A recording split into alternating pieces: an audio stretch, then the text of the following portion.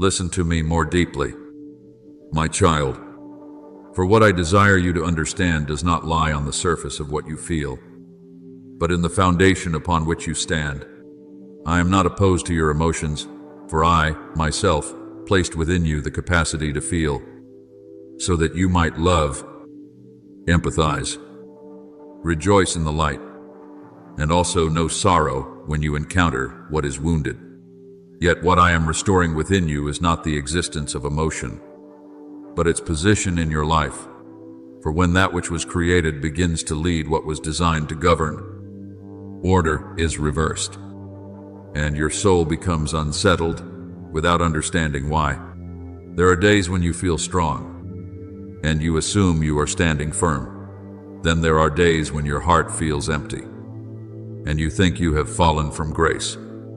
But my child, truth does not fluctuate with the waves within you. The Lord is my rock and my fortress, Psalm 18:2. The rock does not move with your feelings. The fortress does not collapse because a storm rises in your heart. What I establish is not built upon your shifting state, but upon my unchanging nature. Therefore, when you measure yourself by emotion, you are using an unstable scale to evaluate an unchanging reality. Understand this. Beloved, emotions are like messengers. They deliver a message, but they are not granted authority to decide. When you allow them to sit in the place of rule, you will find yourself carried away by what is fleeting. A moment of sorrow can cause you to doubt yourself. A moment of joy can make you believe everything is complete. But I have not called you to live by what changes. I have called you to anchor yourself in what is eternal. Your word is a lamp to my feet and a light to my path. Psalm 119:105. That light does not flicker with emotion. It leads even when your heart has not yet perceived clarity. Consider the story of Elijah, who once called down fire from heaven, overcame the prophets of Baal, and witnessed my power with unmistakable clarity. Yet shortly afterward, when he heard the threat of Jezebel, he fled into the wilderness, sat beneath a broom tree, and said that he wished to die. His emotions at that moment did not reflect the truth of his standing in me. I did not withdraw his calling because he was weary. I did not change my view of him because he felt despair. Instead, I drew near, not in the great wind, not in the earthquake, not in the fire, but in a gentle whisper. 1 Kings 19:11-12. Do you see, even when your heart is in turmoil, my approach to you does not change. I am not governed by your fluctuations. I lead you out of them. Therefore, do not let dark days cause you to question my love. The sun still exists behind the thick clouds, though your eyes cannot see it. Jesus Christ is the same yesterday and today and forever. Hebrews 13:8. If I do not change, then my love for you does not change. If I do not change, then the purpose I have placed upon you is not canceled because you are having a weak day. You are not defined by your emotions. You are defined by the word I have spoken over your life. Learn to converse with your emotions, but do not let them lead you. When your heart is heavy, you may bring that sorrow to me. When your heart is uncertain, you may lay that uncertainty before me. But do not make these things the foundation upon which you decide who you are. You are not the sum of what you feel. You are the result of what I have declared about you. I have called you by your name. You are mine. Isaiah 43:1. That identity is not erased, simply because there are days when you do not feel worthy. Beloved child, there is a profound freedom that emerges when you cease allowing your emotions to sit upon the throne. In that place, you are no longer carried away by unseen currents. You begin to walk with a steadiness that does not arise from circumstance, but from knowing. You pray not because you feel close to me, but because you are assured that I am there. You continue forward not because you feel strong, but because you trust that I am sustaining you. This is mature faith, not dependent on sensation, but anchored in truth. I do not love you more on the days you feel worthy, nor do I love you less on the days you feel weak. My love does not fluctuate with your condition. It flows from my nature, and my nature does not change. Therefore, stop seeking assurance in your emotions and return to my voice. Let my word become the rock beneath your feet, so that though the winds may blow and the waves may rise, you remain unshaken. Then you will discover something remarkable. When you place emotions in their rightful position, you do not lose sensitivity. Instead, you gain the freedom to feel without being bound.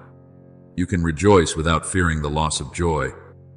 You can grieve without being consumed by sorrow. You can be moved without losing direction.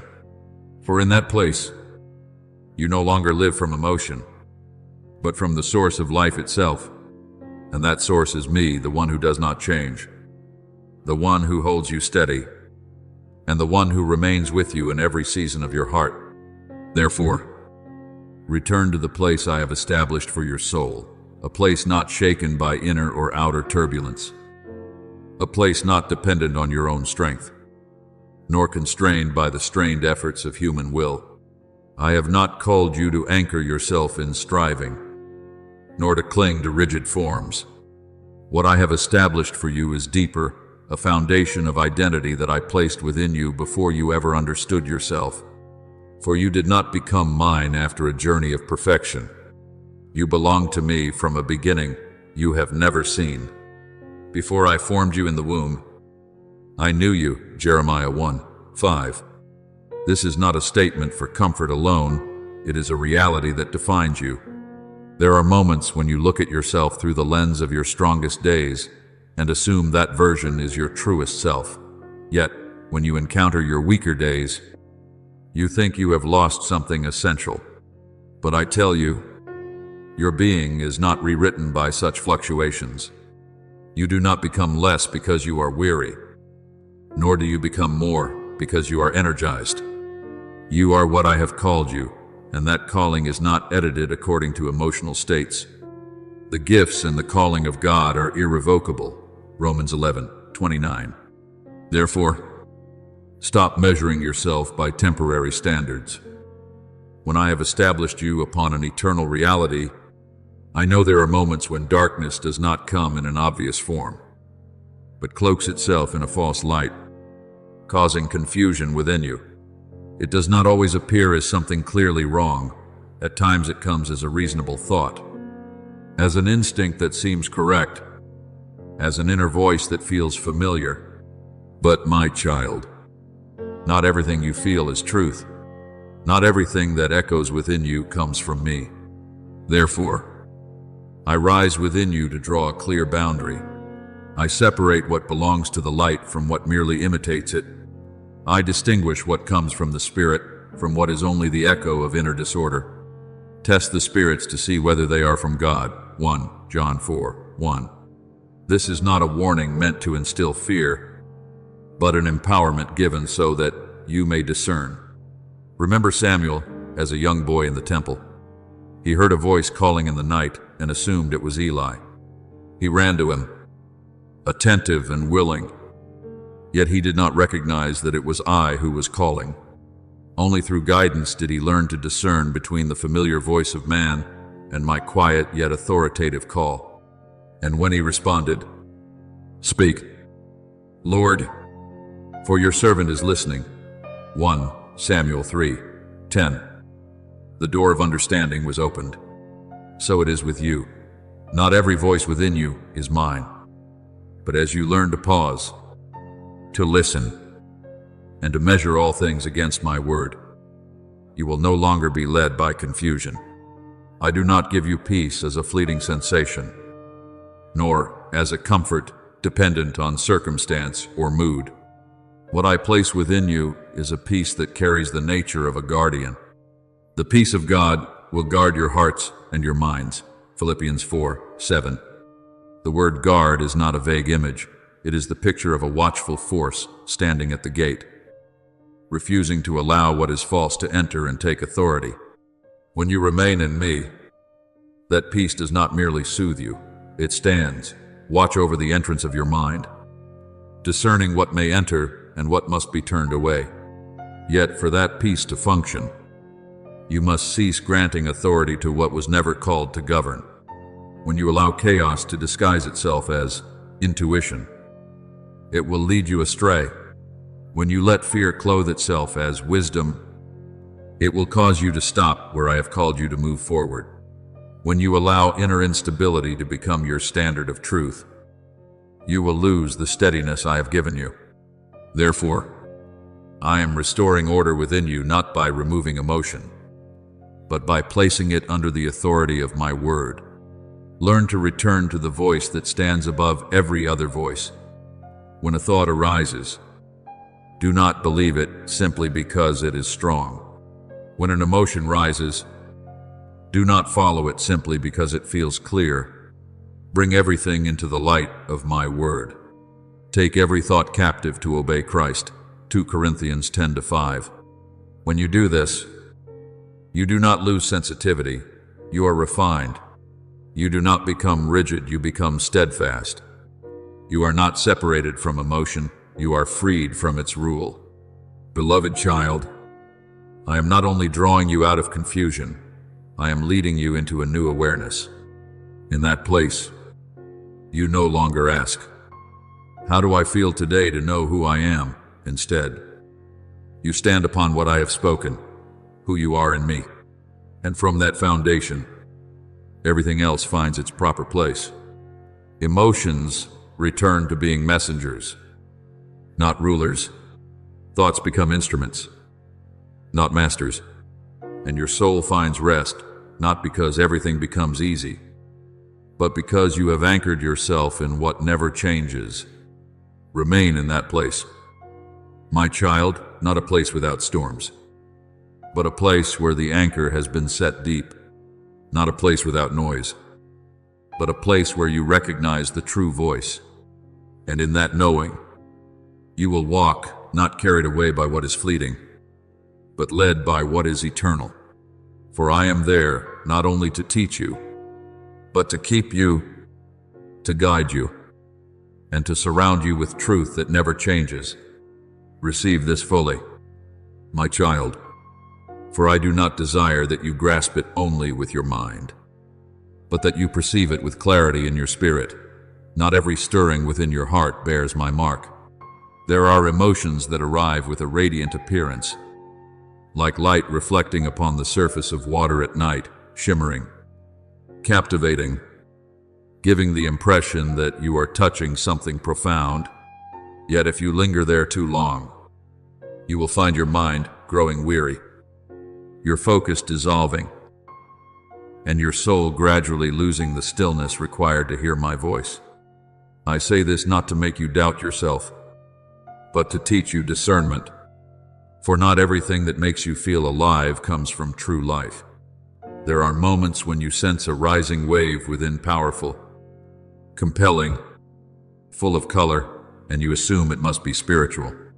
But my child, there are inner movements that do not draw you closer to me, but instead pull you into a spiral that drains you. The more you pursue them, the more you lose clarity. The more you listen to them, the farther you drift from the quiet place where I am present. Be still and know that I am God. Psalm 46:10. This is not an invitation to suppress emotion, but a call to return to the center where truth is not loud, and where light does not need to display itself. I know you may have thought that the enemy would always appear in obvious darkness, easily recognized and avoided. But you must understand that some things come in the form of light, yet do not carry life within them. Satan himself masquerades as an angel of light. 2 Corinthians 11:14. Therefore, do not judge the source of an emotion by its appearance alone. A strong feeling is not always a sign of truth, and a quiet state is not always the absence of me. What I seek in you is not constant stimulation, but genuine connection. Remember the account of Eve in the Garden of Eden. When she saw the forbidden fruit, it was pleasing to the eye and desirable for food. Genesis 3:6. Her perception of its appearance was not wrong, it was indeed attractive.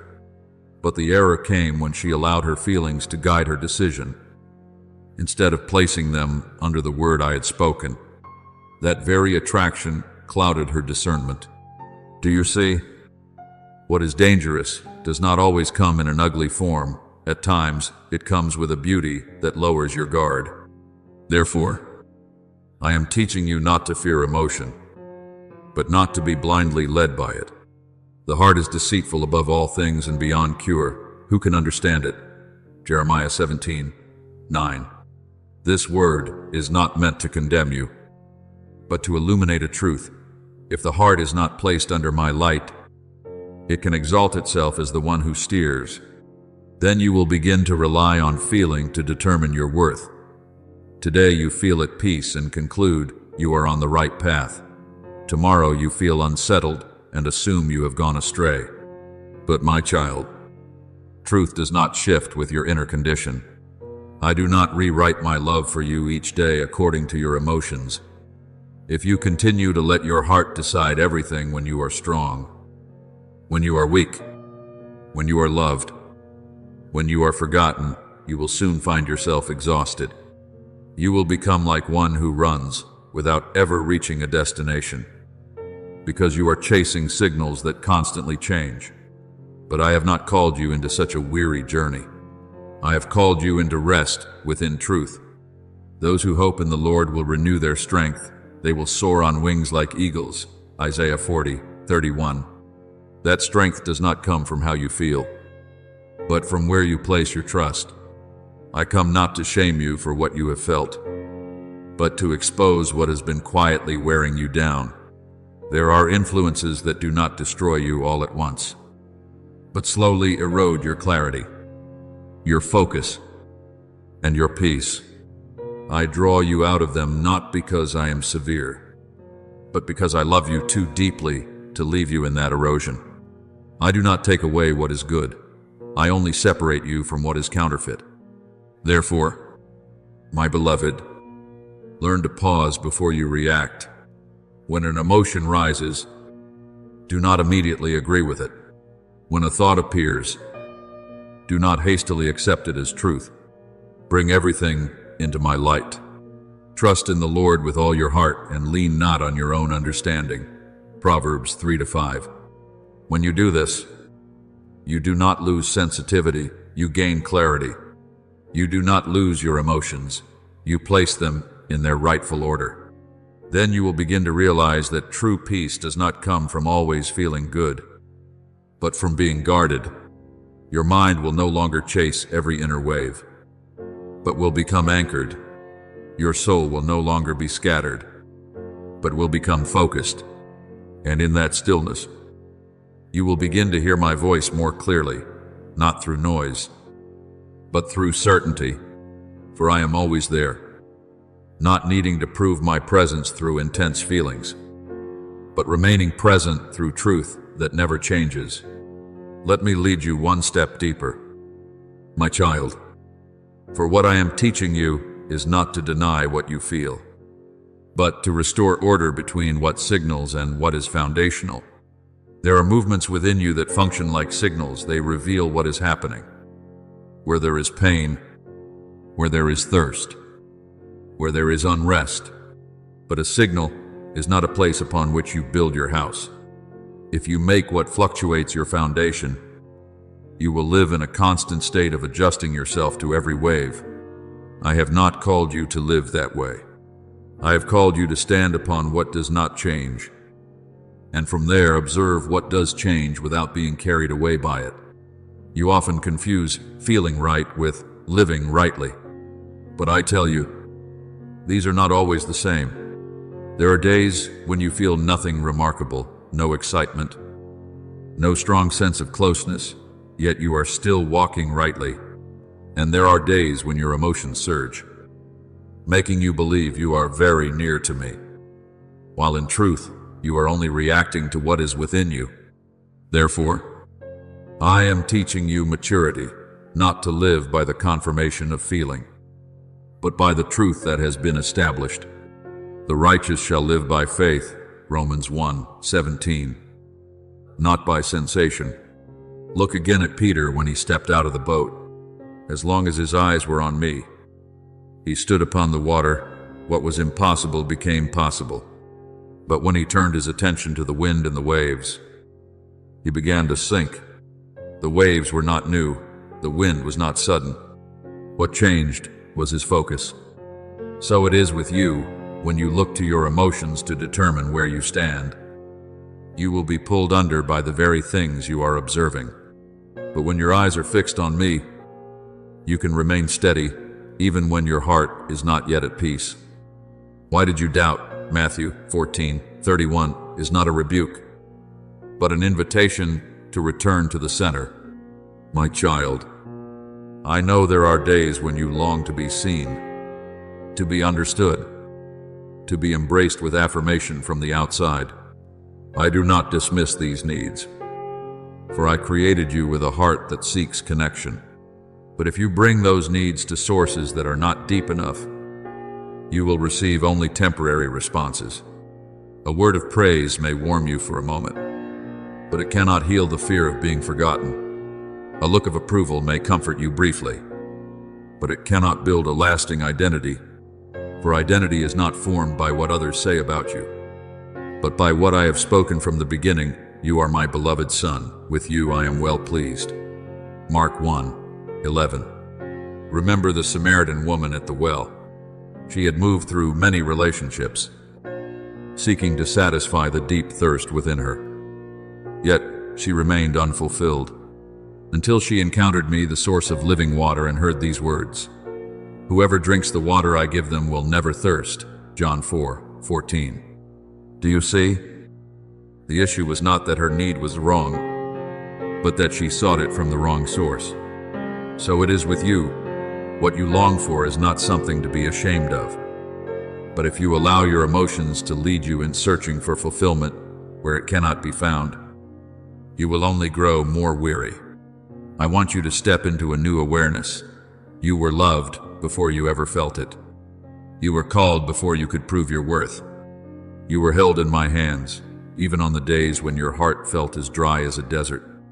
I have loved you with an everlasting love. Jeremiah 31:3. That love does not come and go with your emotions. It exists independently of what you feel. When you stand upon this truth, something within you will begin to change. The urgent demands of your emotions will gradually lose their authority. They may still appear sorrow, emptiness, in the longing to be recognized, but they will no longer control you. They will become signals you bring to me, not commands. You must obey. You will begin to observe them rather than be swept away by them. You will listen to them without allowing them to define you. This is the freedom I am leading you into, not freedom from emotion, but freedom from the rule of emotion. Not becoming numb, but becoming steady. You will still feel deeply, yet you will no longer lose your direction. You may still pass through days of weakness, yet you will no longer question your identity. Therefore, my beloved, learn to live from the foundation, not from the signals. Let what I have spoken over you become the place where you stand, and let your emotions become what you observe.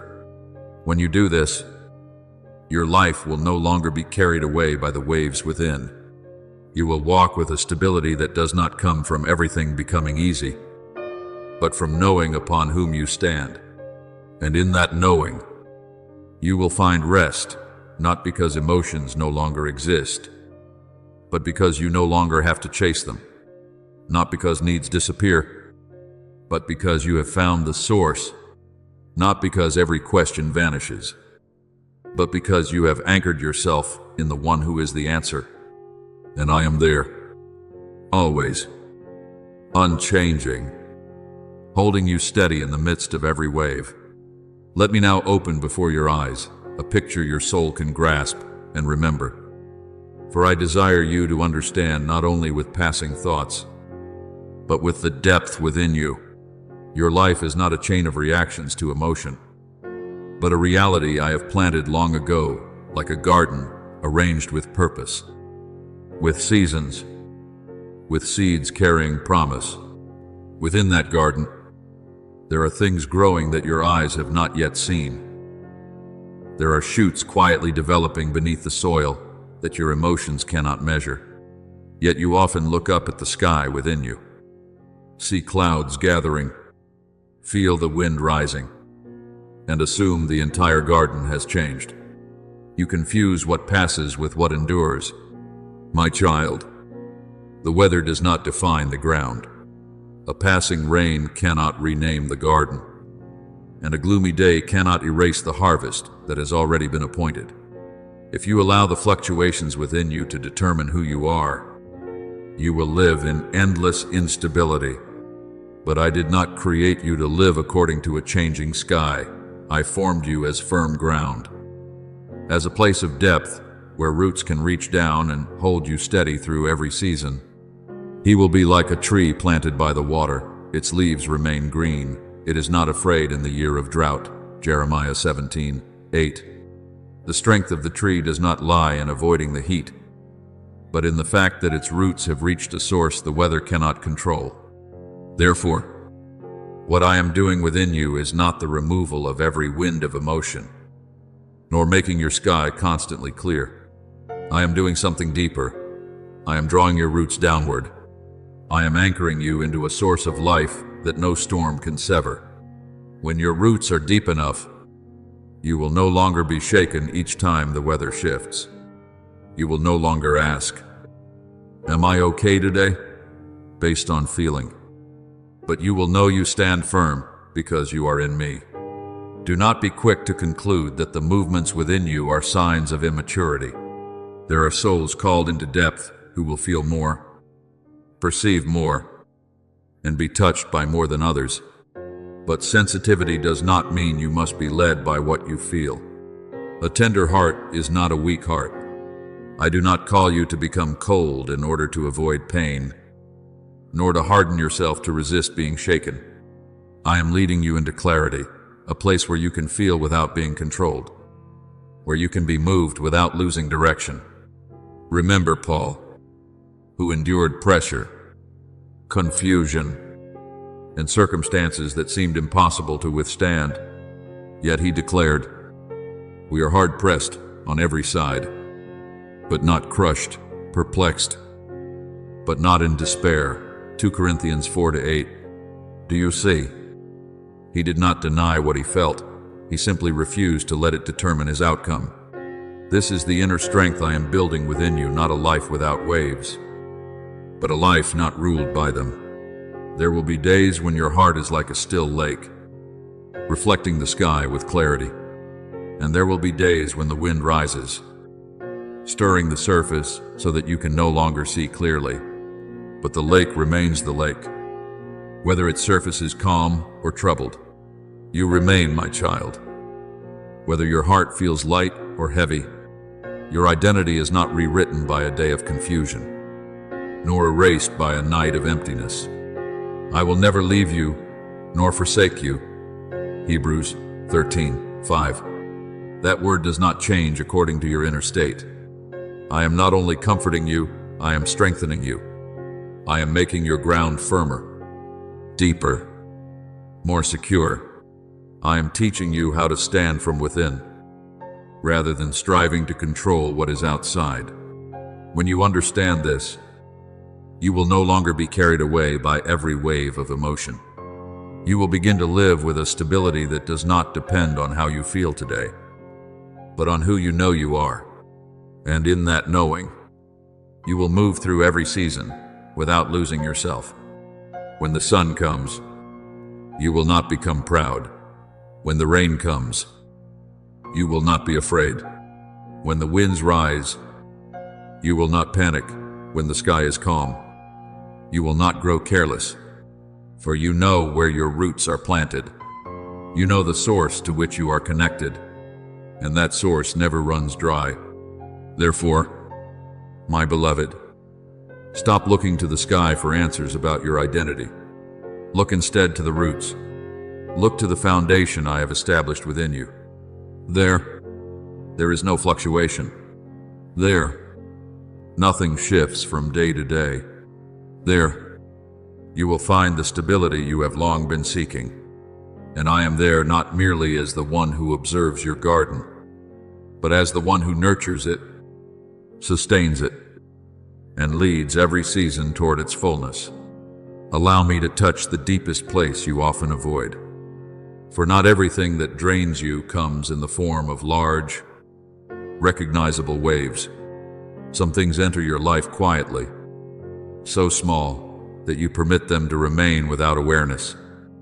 They begin in moments that seem harmless, a waiting that goes unanswered, a passing glance, an unspoken word, and you carry them inward, turning them over, analyzing, interpreting, as though your soul must decode everything in order to find rest. Yet within those cycles, an unseen current begins to form, not loud, but persistent, drawing you away from the clarity I have placed within you. You do not recognize it at first, because it does not bring immediate collapse. It simply exhausts you over time. It leaves your mind restless. It keeps your heart in a state of vigilance, as though you must read every small signal from others to determine where you stand. And gradually, you begin to let the reactions of others become the mirror through which you measure your own worth. When they are silent, you draw conclusions. When they shift, you begin to doubt. When they do not respond as you hoped, you start to question yourself. But my child, your identity was never designed to depend on such fluctuations. If you continue to place yourself beneath those signals, you will remain in a state of being pulled along, never arriving at true rest. I do not condemn you for having lived this way. I have seen every moment when you held yourself together outwardly, while inwardly waves rose without name. I have seen the nights when you replayed words and actions, wondering where you had fallen short. I have seen the weariness of trying to control what you cannot control, how others think, how they respond, how they perceive you. And I also see how this has been draining the life from you. The thief comes only to steal and kill and destroy. John 10:10. And often it does not come through obvious attack, but through repetitive thoughts that slowly wear you down. Remember Samson. His strength was not taken in a great battle, but cut away while he slept. When he was unaware of what was happening, when he awoke, he thought he was as before. Yet he did not know that the Lord had left him. Judges 16:20. So it is with you. You do not always lose your steadiness through a single dramatic event. Sometimes it is eroded by small things you overlook, until you find yourself weakened without understanding why. Therefore, I come not only to comfort you, but to cleanse that current, to block what has been quietly draining you. Imagine your heart as a sacred place, a space where I desire to dwell with clarity, order, and peace. But if every external sound is allowed to enter and alter the atmosphere within, you will never know stillness. A delayed message becomes thunder. A different glance becomes a storm. A brief silence becomes a long shadow. But I did not create you to live this way. I have not placed you under the authority of fragile signals from the world. I have called you to stand in the identity I have established, so that you may love without losing yourself, and open your heart without being bent by the reactions of others. You will keep in perfect peace those whose minds are steadfast, because they trust in you. Isaiah 26:3. That peace is not the result of everything around you becoming easy to understand or comfortable. It flows from your inner being held within my presence. When you anchor yourself there, small things no longer have the authority to magnify themselves. They still occur, but they no longer govern you. They still appear, but they no longer define you. My child, I do not call you to withdraw from people or to close your heart. I am not teaching you to become indifferent in order to avoid pain. I am leading you into a higher way of living, to be sensitive without being controlled, to be open without becoming dependent, to love without losing your foundation. When you stand firm in me, you will no longer need to decode every signal to determine your worth. You will know, and that knowing does not come from others, but from me, the one who has called you, known you, and kept you.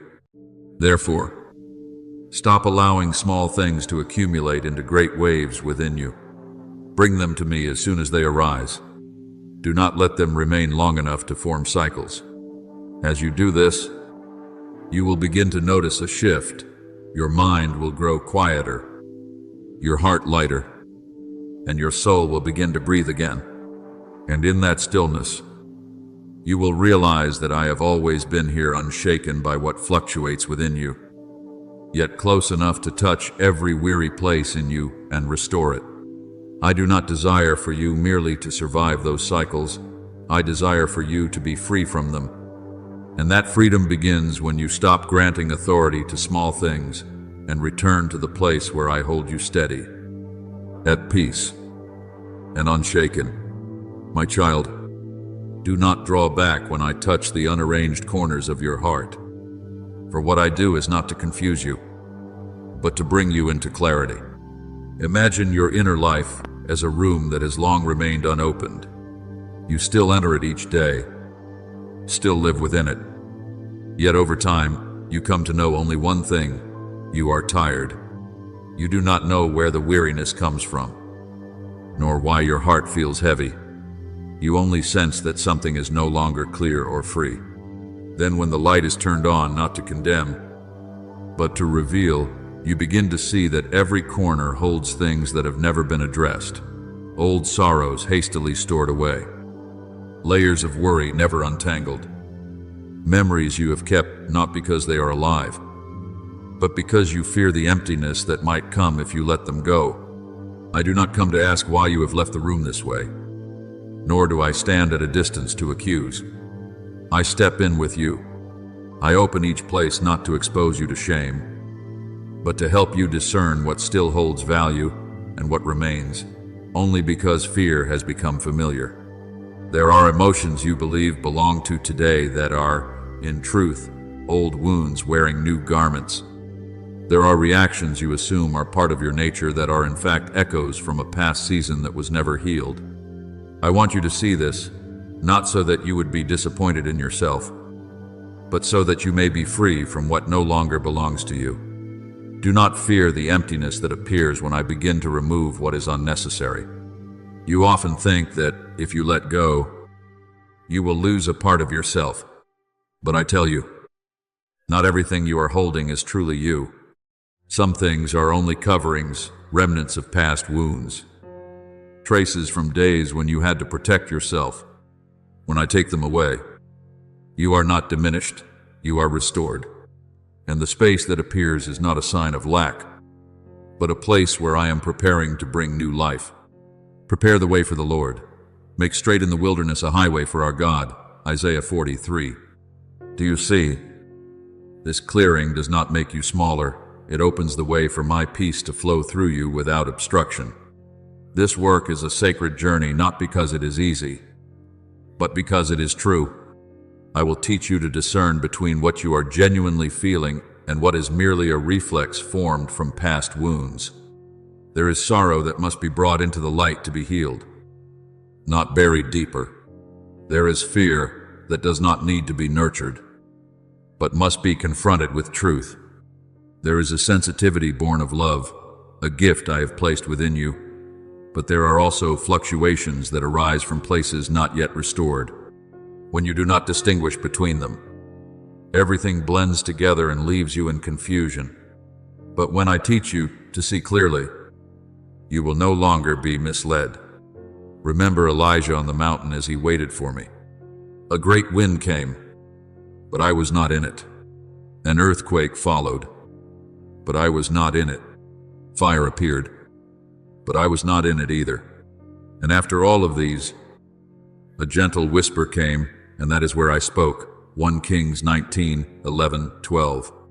So it is with you, not everything loud within you is my voice. There are emotions that cry out for attention. There are memories that pull you back into the past. But my voice does not come to create chaos within you. My voice comes to restore order. Therefore, I am teaching you to restore the proper place of emotion. When it stands in the wrong place, it becomes an unstable ruler, driving you in every direction, leaving you without rest. But when it returns to its rightful place, it becomes a messenger, honest, yet without authority. It brings what it perceives before me, and I will help you understand what is taking place within you. Cast all your anxiety on him, because he cares for you. 1 Peter 5:7. You do not need to interpret everything on your own. You only need to bring it to me. My beloved, I do not do this work apart from you, nor do I force you beyond what you can bear. I walk with you step by step, opening each place, touching each layer, healing each depth. And as this process unfolds, you will begin to notice something. The weariness that once weighed upon you will begin to lift, not because all emotion disappears, but because it no longer occupies the place of life within you. Then you will see the room within you begin to change, not because it becomes empty, but because it becomes ordered, not because memories vanish, but because they no longer govern you, not because you stop feeling, but because you have learned to stand upon something stronger than feeling. And within that space, I dwell, not crowded out by chaos, not overwhelmed by noise, but present with clarity, gentleness, and authority. Allow me to continue this work within you. Do not rush to close what I am opening. Do not be afraid when light reaches the places you once kept hidden, for I do not come to shame you, I come to free you. And that freedom begins when you allow me to cleanse, to heal, and to restore order in the deepest parts of you. My child, let me go even deeper within you, not only to remind you of your identity, but to remove from your shoulders what you have mistaken as being part of yourself. I do not only tell you that you are strong, I will show you what has caused you to believe you are weak.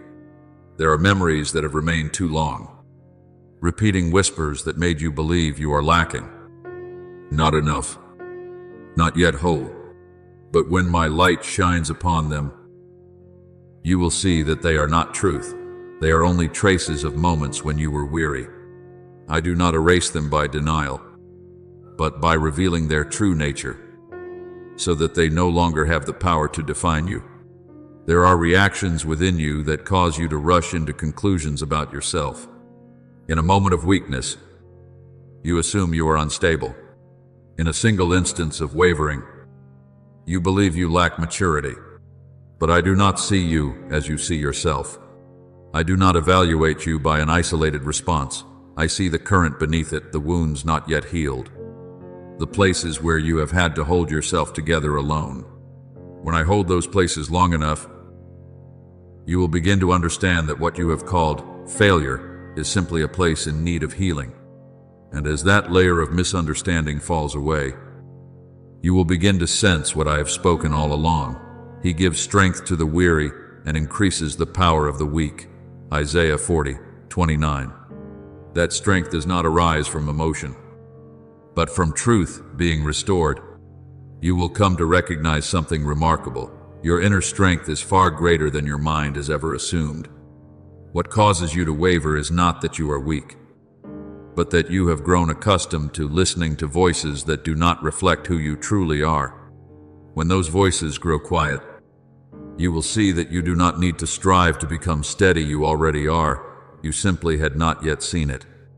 Look at Jonathan and his armor-bearer, a story not loud, yet carrying a profound principle. They did not wait for a surge of emotion to confirm their step. They did not wait for a perfect sign to feel ready. In a moment where reason itself could have hesitated, they held on to a simple conviction: Perhaps the Lord will act on our behalf. 1 Samuel 14-6. This was not reckless impulse. It was a faith not dependent on inner conditions. As they advanced up the rocky pass, there was no emotional excitement lifting them, no outward assurance surrounding them. Yet in that very movement, I was at work. The confusion that fell upon the enemy did not come from their own strength, but from my power moving through their steps. Do you see? The victory did not begin with them feeling ready, but with them trusting me beyond what they felt. I tell you this so that you may understand. The peace I give you does not make you passive. It does not cause you to stand still until every emotion aligns. Instead, it frees you from dependence on emotion, so that you can move, even when your inner world is not yet fully quiet. This is the peace of one who knows they are being led, one who does not need constant emotional reinforcement to proceed, nor requires certainty from feeling in order to act. My child, I'm teaching you a different way of living, not by the shifting rhythm of emotion, but by my leading. Not waiting until something feels right before you act, but acting upon what has already been established as truth. When you live this way, you will no longer be carried away by inner fluctuations. You will walk with a steadiness that no wave can take from you. And in time, you will look back and realize that what once weighed you down was not true strength. It was only a layer that never belonged to you.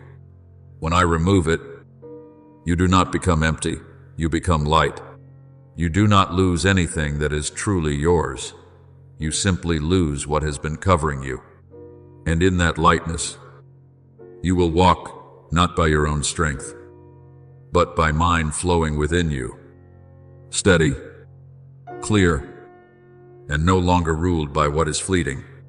My child, engrave this not only in your memory but into the very foundation of your soul. You were not created to be led by the fluctuations within you, but to take hold of them and place them in their rightful order. Emotions may shift like the wind, but you are not the wind. You are the vast sky, the steady expanse through which all movement passes without defining your essence. I have not called you to walk according to what you feel in each moment. I have called you to walk according to what I have already spoken for. Heaven and earth will pass away, but my words will never pass away. Matthew 24:35. When you hold fast to that truth, you will no longer stop because of a heavy day, nor rush forward because of a fleeting surge of excitement. You will walk by revelation, not by the unstable rhythm of emotion, and this is the freedom I am opening before you. Consider again how I have taught you to discern. There are those who live as slaves to emotion, carried away by every small shift, and there are those who lead their emotions back into order, refusing to let them rule. I desire you to be among the latter, like Jonathan and his armor-bearer, standing in a situation that seemed impossible. They did not wait for favorable signs, nor for their hearts to feel ready, but held on to a simple conviction. Perhaps the Lord will act on our behalf. 1 Samuel 14:6. They moved, not by emotional waves, but by trust. And as they stepped forward, I moved. The enemy fell into confusion, while they remained steady. Do you see? The peace I give does not slow you down.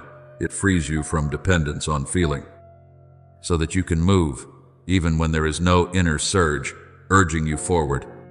Therefore, I am teaching you to live by a different rhythm, not the rhythm of emotion, but the rhythm of truth. When you live this way, you are no longer carried away by every inner fluctuation. You do not wait until something feels right before you act. You know, and because you know, you move. This is the strength of a soul rightly aligned, a soul not shaken by the wind, but one that knows how to direct it according to the path I have set. Now let me draw you into an inner picture. Your soul is like a room that has accumulated many things over time. Torn fragments of memory lie scattered like pages never revisited. Layers of doubt hang across the pathways. leaving you little space to breathe. Longings for recognition are stored like sealed boxes covered in dust. I step in not to shame you, but to restore order with you. I lift each layer of pain not to expose you, but to free you. I remove false labels, things you once believed were part of your nature, but are in truth only the result of weariness. I open the corners you once sealed, allowing light to enter places where darkness had grown familiar. There may be moments when it feels as though everything is being stirred at once, as though I am touching too much, too quickly. But my child, this is not destruction, it is restoration. When the windows are opened, the breath of my spirit will enter, carrying the life you have long been without. And you will begin to understand that what exhausted you was not life itself, but the accumulation of what had never been cleared away. The peace of God will guard your hearts and your minds. Philippians 4:7. When that peace stands at the center, everything else will return to its rightful place. In this process, I am also removing from you layers that never belonged to you. The memories that once made you believe you were weak, I show you they were only signs of your weariness, not your lack. The reactions you once labeled as immaturity, I hold them in the light long enough for you to see that they were simply the cries of wounds not yet healed. The moments you called failure, I turn them so you can see that you were not departing from truth, but only momentarily carried by emotional waves. And when those false burdens fall away, you will begin to sense your true strength, not a strength produced by emotion, but a strength that flows from identity. I have called you by your name, you are mine. Isaiah 43:1. When that word becomes real within you, you will no longer be shaken by what happens around you or within you. You will know who you are, and that knowing will keep you standing firm. My beloved, I do not only want you to understand this, I want you to live in it, so that whenever emotions rise, you neither fear them nor chase after them, but recognize they are signals, not your foundation. You may listen, but you do not obey them. You bring them to me, and I will teach you to understand. And gradually, you will enter a different kind of life, where emotions are no longer masters, but messengers, where your soul is no longer pulled in every direction, but becomes a place of steadiness, where you are no longer defined by what is passing, but shaped by what is eternal. And I, the one who has called you, known you, and kept you, will always be there, leading you through every season, unchanging, unshaken, and faithful. My child, pause for a moment and taste again what you have touched before, but sometimes let slip away the peace of authority.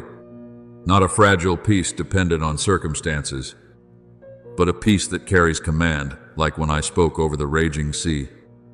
Be still, and the wind bowed, and the waves fell silent.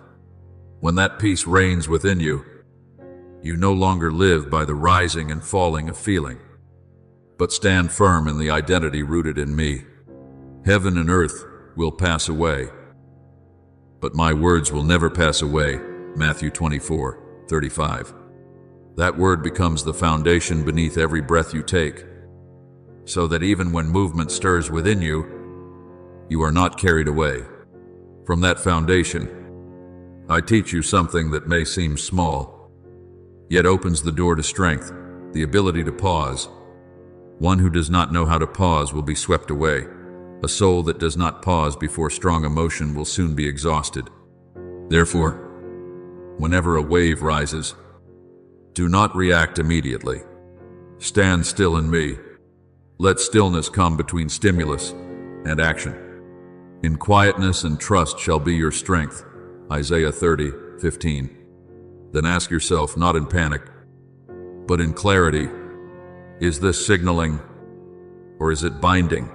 Is it drawing me closer to Him, or pulling me away? These questions are not meant to produce doubt, but to place your hands back on the wheel and where you take the wheel is the direction your soul will go. But you cannot steer if you are empty within. Therefore, I call you to fill yourself with truth before the day begins. Turbulent emotions always seek empty spaces to take root, but when your mind is saturated with my word, they find no place to remain. Step into each day like a warrior, already clothed not in the armor of human will, but in the armor of promise. Your word is a lamp to my feet and a light to my path. Psalm 119, 105. When that light leads you, you do not need to chase every emotion to know where to go. You simply follow the light, and everything else falls back into its rightful place. Then, I teach you something many overlook. The atmosphere around you can either nourish or erode your soul. Emotions do not arise only from within, they are also carried through the environments you inhabit. If you remain among anxiety, you will begin to take on its rhythm. If you dwell in peace, you will start to breathe out stillness. Therefore, choose what you listen to. Choose those you engage with. Choose the places where you set your steps. He who walks with the wise grows wise. Proverbs 13:20. This is not merely social advice, it is a spiritual principle. You are building an unseen boundary around your soul, a boundary that preserves the light from being extinguished by foreign winds. Do not lower yourself to blend into the emotional currents around you. When I lift you to a higher place, I do not call you to shrink yourself to fit old patterns. I call you to remain at that height, not to separate from others, but to draw them upward, as a lamp is not placed beneath, but set on high to give light. So you are called to carry my atmosphere wherever you go. When you hold that peace, you are not only guarding yourself, you become a conduit through which others are steadied. My child, this is the life I am teaching you, not to chase emotion, but to lead it, not to resist every stirring, but to bring it under the authority of truth, not to seek stability outside, but to live from the firmness within. And as you walk in this way, you will come to see something clearly. The waves do not disappear, but they no longer govern you. And I remain there, the one who once spoke. Be still speaking within you now, not to silence you, but to quiet what does not belong to truth, not to suppress your voice, but to sharpen your hearing. And in that stillness, you will walk steady, discerning, and free. My child, rise in the awareness I placed within you from the beginning. You were not formed as a fragile shelter shaken by every wind, but as a stronghold with gates, with walls, with authority to guard what enters. You are not a leaf changing color with every season. You are a place where light is lifted high so that nothing may obscure it. Therefore, do not continue allowing every whisper to enter without examination. I have established you as a fortified city, an iron pillar, a bronze wall. Jeremiah 1:18. Not so that you withdraw, but so that you stand firm amid every movement. When you understand this, you will no longer live as one driven by the wind, but as one who listens for the voice of heaven, no longer turning outward for constant affirmation, but inclining inward to hear what I speak. There will be memories that attempt to return, carrying familiar feelings, demanding to remain as though they have a right. But my child, not everything familiar has permission to stay. Learn to set a gate. Let every thought, every emotion, every memory come before the light of truth. Whatever does not align with the identity I have given you must not remain. This is not rigidity, it is maturity. The mature do not let the wind determine their path. They allow truth to shape their steps. Break the servant of Elijah. The moment seemed small, yet it carried great distress. For what was lost appeared to have sunk beyond recovery. But Elisha did not panic, nor did he accuse. He threw a piece of wood into the water, and what was heavy and lost rose to the surface. 2 Kings 6:5-7. Do you see? What had sunk did not belong at the bottom by right, it had simply not yet encountered intervention. In the same way, the emotions that once weighed you down are not your destiny. When I touch them, I cause what seemed out of control to become visible again, to rise before your eyes, not so that it may pull you under, but so that you may take hold of it, understand it, and place it where it belongs. From that place, you are no longer one who is carried away, but one who can steward what was once lost. Therefore, I give you a way to sustain peace with authority. First, you must learn to pause, not because you are weak, but because you are reclaiming your authority to direct. When a wave of emotion rises, do not react immediately. Breathe, step back within your mind, and ask, is this signaling? Or is it controlling? Is it drawing me toward the light? Or pulling me away from truth? That question becomes your steering wheel. When you pause, you are not losing time, you are regaining control. And in that pause, you will hear my voice more clearly. For in quietness and trust is your strength. Isaiah 30:15. Next, you must fill your mind with truth before other things attempt to enter. An empty mind is not neutral. It is open ground for foreign seeds. But when you place my word there first, you cover that ground with light. Your word is a lamp to my feet and a light to my path. Psalm 119-105. When the light is already present, darkness does not need to be driven out. It departs on its own. Having no place to remain, emotions may still pass through, but they no longer have permission to stay. And then, be attentive to the atmosphere in which you live. You are not only shaped by what you think, but by what you hear, what you see, and the people you remain close to. If you dwell among unrest, you will begin to carry its rhythm. But if you remain within an environment of truth, of faith, of encouragement, you will begin to breathe in the rhythm of peace. He who walks with the wise grows wise. Proverbs 13:20. This is an unseen boundary I place around you, not to restrict you, but to protect the flame within you from unnecessary winds. My child, I have lifted you to a higher place, and I do not want you to lower yourself to fit the fears of others. You are not called to adapt to the instability around you. You are called to bring stability into it. As a lamp set on high does not dim its light to blend with darkness, so you are not to diminish your spiritual height to match the emotions of others. Instead, you lift them upward by the steadiness you carry. Remember this, you do not need to control every wind in order to stand firm. You only need to know who you are and remain in that place.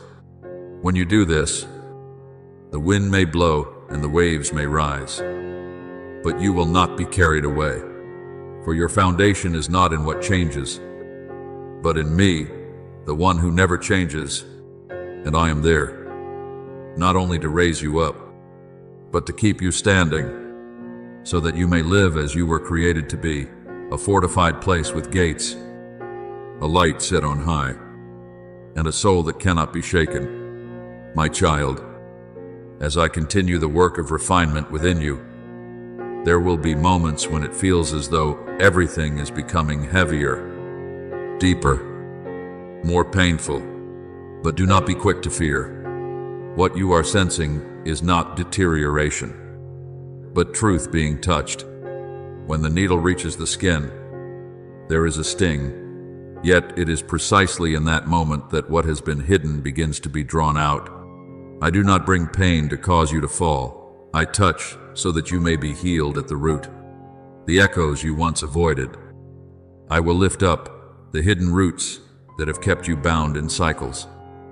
I will break, and when I lead you into stillness, Do not misunderstand that place. Stillness is not abandonment. It is the operating room where I do my deepest work. It is in that quiet that I reach what noise could never touch. There will come a morning when you realize that what once kept you awake no longer has authority over you. It may still knock, but it cannot force its way in. Old wounds no longer bleed. They remain only as faint marks, like a passing breeze that no longer shakes you. The peace of God, which surpasses all understanding, will guard your hearts and your minds. Philippians 4:7. That peace is not a passing feeling, but a sentry standing watch at the gate of your mind, refusing to allow chaos to reclaim its place. And when this becomes real within you, you will stand upright in your identity, no longer shrinking, no longer doubting, but firm in what I have established. And then I will not only restore you, I will rebuild you. I will place within your eyes a steadiness that others can look into and find grounding. I will place within your voice a weight not to impose, but to open the way, so that those who are lost may hear and find direction. I will place within your presence an atmosphere of peace, so that anyone who draws near will sense a stillness not born of this world. You will not need to strive to become this. When you are aligned within, it will flow outward naturally. Remember this, my beloved, the wind will still blow. The wind blows wherever it pleases. You hear its sound, but you cannot tell where it comes from or where it is going. John 3:8. The movements of emotion do not disappear entirely, but they no longer define you. The sky does not change because the wind passes through it. In the same way, your identity is not rewritten by what moves through your heart. You are no longer one who is shaped by the inner climate. You become one who directs it. I have caused your axe head to rise from the water. What once sank, what once felt out of control, has now been placed back into your hands.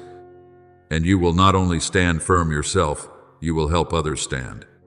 For when a soul is established in order, it no longer lives only for itself.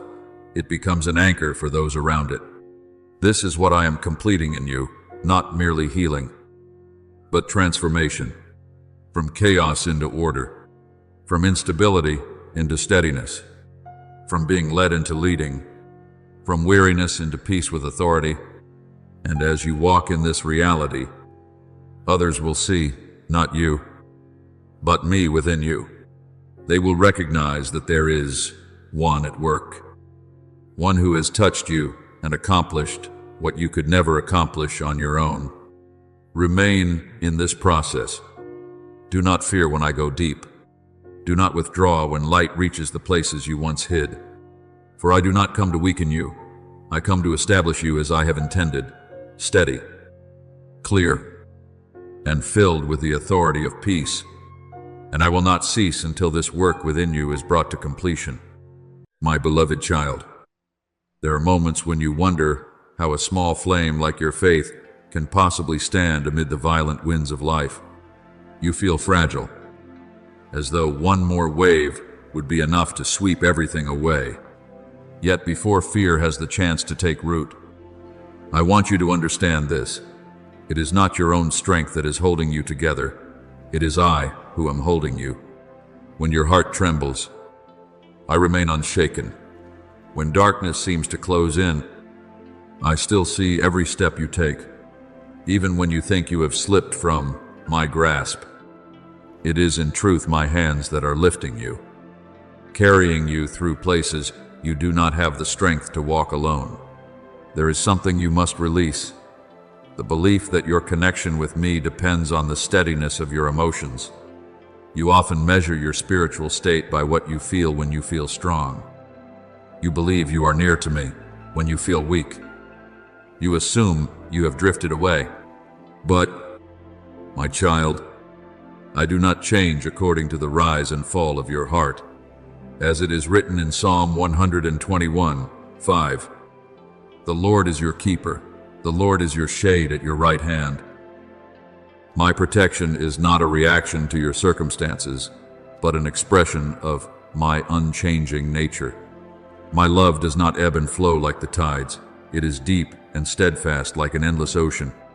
And as you begin to grasp this, you will realize that you do not need to strain yourself to hold on to me.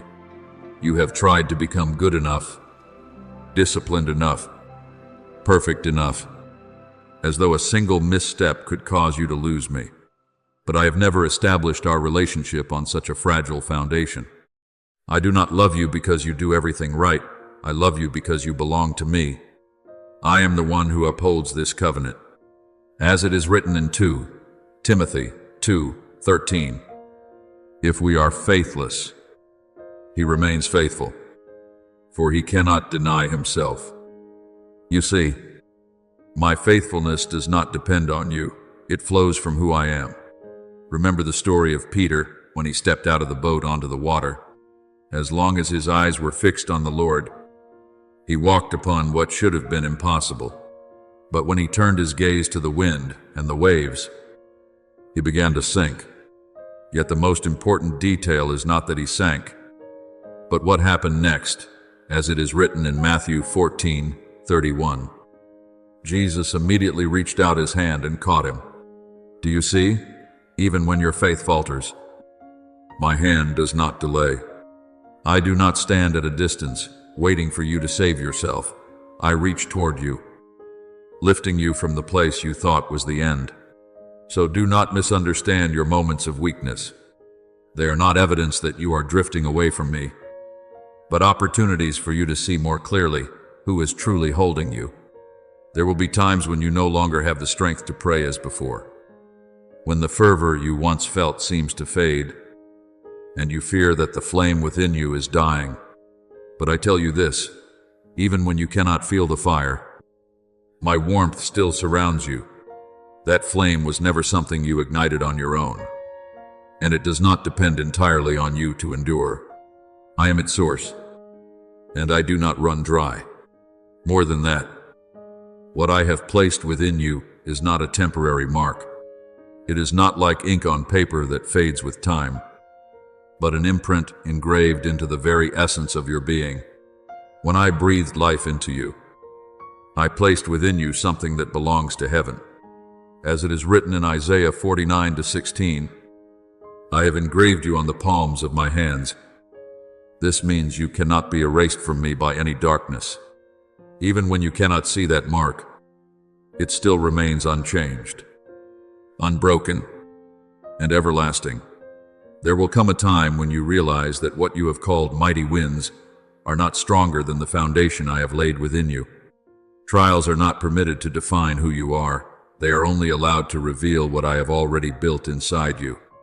As it is written in Matthew 7:25, the house built upon the rock, the rain fell, the floods came, and the winds blew and beat upon that house. Yet it did not fall. You are not standing on the shifting sand of emotions, but on the solid rock of my promise. So do not rush to draw conclusions about your journey simply because you are passing through a difficult season. Do not let days of weakness erase your awareness of what I have already done within you.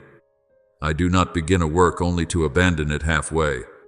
As it is written in Philippians 1-6, he who began a good work in you will carry it on to completion until the day of Jesus Christ. You are in a process, not in failure. Let your heart come to rest in this truth.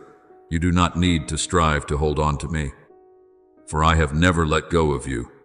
When you are weary, I lift you. When you lose direction, I guide you. When you think you are falling, I am carrying you. And it is precisely in those moments when you feel the weakest that you will begin to perceive something deeper, that true strength does not come from standing firm on your own, but from being held secure in me. My beloved, there are seasons when your inner life feels dry, like parched ground waiting for rain that does not seem to come. And in those moments you may be tempted to believe that heaven's door has closed. But do not be quick to conclude what you cannot fully see. The silence you hear is not the emptiness of abandonment. but the space I am using to deepen your foundation. There are things that can only be built when the noise subsides, when you are no longer clinging to feelings but begin to stand upon truth. It is often when you feel nothing that I am doing the most quietly, hidden, yet firmly, as it is written in Jeremiah 31:3. I have loved you with an everlasting love, therefore I have drawn you with loving kindness. You see, you did not come to me by your own strength. It was I who drew you. And I do not draw you halfway, only to release you. There will also be moments when you look back at your missteps and wonder whether you still have a place in my plan. Old memories may whisper that you have gone too far, failed too often, that you are no longer worthy to continue. But, my child, you are listening to voices that have no authority to define you. What you call failure cannot rewrite what I have already inscribed. I do not alter my intentions because of your stumbles. I have seen every turn, every moment of weakness, every season of wandering, and still I chose you. As it is promised again in Philippians 1:6, the work I began in you will be brought to completion, which means your journey is not sustained by your perfection, but by my faithfulness. Look at the story of Elijah when he fled into the wilderness, exhausted and overwhelmed to the point of despair. He had witnessed fire fall from heaven and had seen great power. Yet even he experienced fear, weakness, and the sense of being utterly alone. Yet I did not come to him in the wind, nor in the earthquake, but in what is described in 1 Kings 19:12 as a still small voice. Do you understand? Even those who have been strong will pass through seasons of weakness. But my presence does not vanish in those seasons. It simply reveals itself in a different way. When you no longer perceive me through the dramatic and the visible, I am still there in the quiet, gentle, subtle, yet more real than ever. Therefore, do not measure the distance between you and me by what you feel in a day, a week, or a season. That relationship is not quantified by the rise and fall of emotions, nor is it determined by what you have done right or wrong. It lies deeper than all of those things. It is rooted in the very being I have created in you, just as you breathe without having to think about it. Your connection with me is just as natural. You do not need to strive to exist in me, for you were created to belong to me, as it is written in Acts 17:27-28. He is not far from each one of us, for in him we live and move and have our being, which means that even when you are unaware, you are still within my embrace. There is a truth you must hold firmly. You are not kept because you are worthy, but because I have chosen to love you. That love is not my reaction to your actions, it is my nature. When I called you, I did not call you based on performance, but on purpose. And once I have placed you within the current of my intention, nothing can easily pull you out of it. Your mistakes do not have the authority to cancel my calling, nor can they erase the mark I have set upon you. And when you begin to understand this, you will start to walk with a different kind of peace. You will no longer panic every time your emotions shift. You will no longer condemn yourself each time you feel weak. Instead, you will learn how to return not through perfect prayers, not through grand actions, but sometimes through nothing more than a sincere sigh. And you will discover that the moment you turn back, I was already there. I do not wait for your perfection to draw near. I am present even in your imperfection. So when you pass through dry seasons, do not think that you are walking alone. When you do not hear me, do not assume that I have fallen silent forever. When you cannot feel me, do not conclude that I have withdrawn. I am still at work deeper than your emotions, more enduring than your circumstances, and more real than what you can see. And one day, You will look back and realize that those seasons that felt empty were the very places where I caused your roots to grow deepest. So that when the winds come, you no longer fear being uprooted, but stand firm in me with a faith no longer dependent on what you feel, but anchored in what I have promised from the beginning. My beloved, before you take another step, let this truth be laid down beneath your feet like an unshakable foundation. You are not the one who must cling to me in fear. You are the one whom I hold in unchanging love. As long as you believe everything depends on your own ability, your heart will continue to tremble, for you know your limits. But when you realize that I am the one who holds you, a deep peace will begin to spread through your soul. As my Son has declared in John 10:28, "No one can snatch my sheep out of my hand."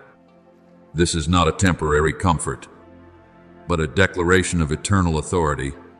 You remain in my hand not because you are strong enough to stay, but because I am powerful enough to keep you. And when you grasp this, you will no longer walk as one afraid of losing, but as one who knows he is carried by heaven. And from that foundation, I want you to see more deeply the relationship between you and me, not as two separate beings standing near one another, but as life flowing within life.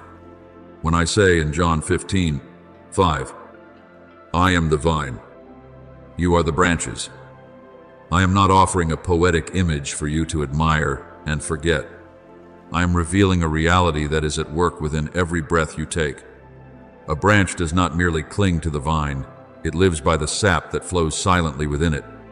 In the same way, you do not simply stand beside me, you exist within me. The life within you is not self-generated, but is carried from my eternal source. Therefore, when you feel depleted, it is not a sign that you have been cut off, but an invitation to recognize that the flow is still at work within you, even when you cannot perceive it. There are days when you are so weary that it feels as though you no longer have the strength to stand, and you assume you must push yourself just to make it through.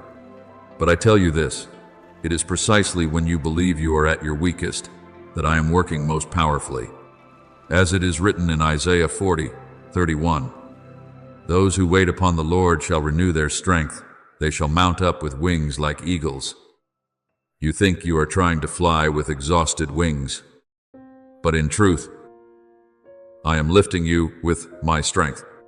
And when your heart feels dry, do not assume you have been left behind in the wilderness. I do not stand at a distance watching you thirst.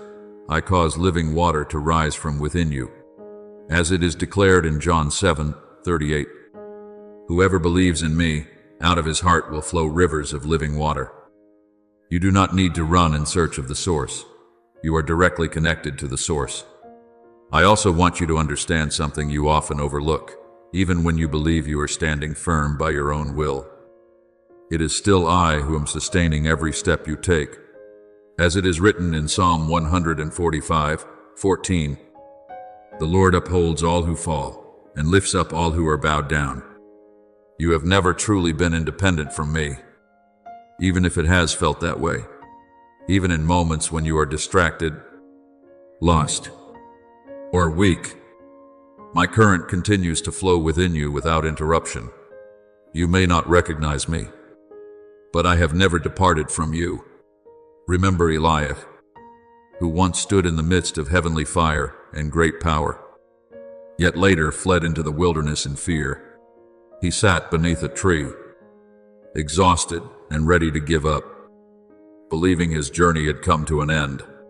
But I did not leave him to recover in despair. I sent an angel with bread and water, and then called him to rise and continue his journey. As recorded in 1 Kings 19, do you see, when he no longer had the strength to sustain himself, I sustained him. This is how I act in your life as well. When you feel like giving up, I do not stand by and watch. I provide what you need at the moment you need it, whether you recognize it or not. Therefore, do not measure your relationship with me by the moments when your prayers feel strong or weak. That connection is not confined to sacred instances when you close your eyes and speak words. It is active in the midst of your everyday life, in small decisions, in ordinary steps, even in those moments when you are so tired that you cannot form a prayer. As it is written in Acts 17:28, "In him we live and move and have our being." You do not move in and out of my presence, you remain in it continually. You may think that each time you return to me it is because you were alert enough to find your way back. But I tell you, it is I who draws you. As it is written in John 6:44, "No one can come to me unless the Father draws him." You are not maintaining this journey by your own effort. You are being held within a covenant established long before. That covenant does not sleep, does not grow weary, and cannot be broken by disappointment or doubt. It is stronger than your shifting emotions and more enduring than the trials you face. And understand this clearly: darkness does not fear your outward strength as much as it fears your recognition of this truth. When you know that you are never separated from me, every lie loses its power. No matter what circumstances say, no matter what memories try to remind you of, the truth stands firm. As written in Romans 8:35, "Who shall separate us from the love of Christ? No hardship, no weakness, no failure has the authority to pull you away from me when I have placed you within my own life." So, my beloved, rest. Do not strive to become strong enough to hold this relationship. For you were not called to hold, you were called to abide. A branch does not hold itself to the tree, the vine holds the branch. And I am your vine. When you understand this, your heart will cease striving, your soul will release its fear, and you will begin to live not from effort, but from trust. And in that trust, you will find yourself covered, sustained, and kept not by your strength, but by me, the one who will never let you go. My beloved child, let this sink deep into your soul before you look at any circumstance. You are not created to live in fear of losing your connection with me. You have been placed within a stream of life that never runs dry, a current that does not depend on your emotional state, nor is it interrupted by your moments of weakness when you are confused. I do not withdraw when you are distracted. I do not cease working when you stumble. I do not cut life off from you. I prune, but I do not sever. As it is written in John 15:2, "Every branch that bears fruit, he prunes, that it may bear more fruit." My correction is not rejection. It is preparation for a season of greater fruitfulness than you have ever imagined. And as you begin to understand this, you will no longer look at difficult seasons through the lens of fear. You will recognize that even when your heart feels dry, the flow of life has not ceased within you. You are not merely attached to me as something external. You live by me from within. When you are weak, I supply strength. When you are empty, I fill. When you want to let go, I hold. When you wander, I draw you back. I am not standing beside you as a distant observer. I am operating within you as life itself. As it is written in Acts 17:28, "In him we live and move and have our being," which means you cannot step outside of me in the way you imagine. Yet I know there are moments when you still feel as though you are being tossed by the winds of life. And in those moments, I want you to hold this image in your heart. Picture yourself as a kite in a vast sky, and I am the hand holding the string. Your height is not determined by the wind, but by the hand that holds you. At times the wind lifts you higher. At times it shakes you. At times it falls still and you feel as though you are about to drop, but in all of it, the string remains in my hand.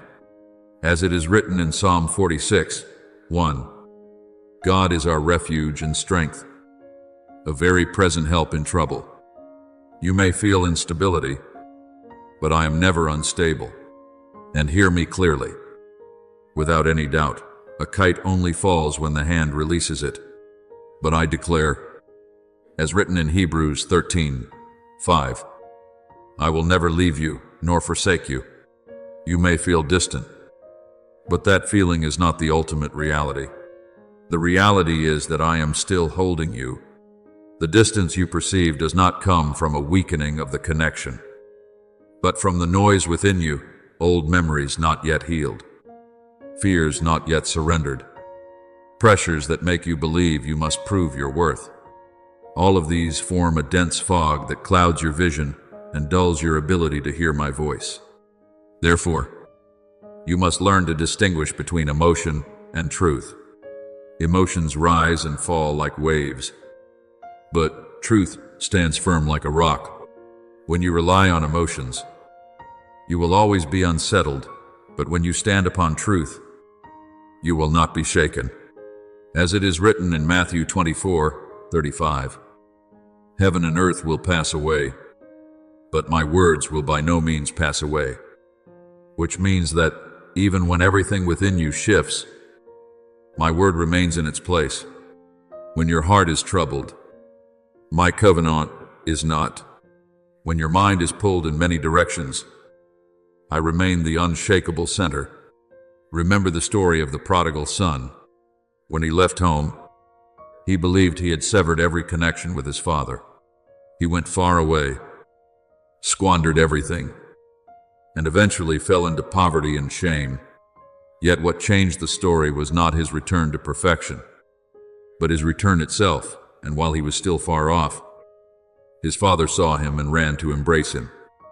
As it is written in Luke, visitoista coxikumenta. Do you see?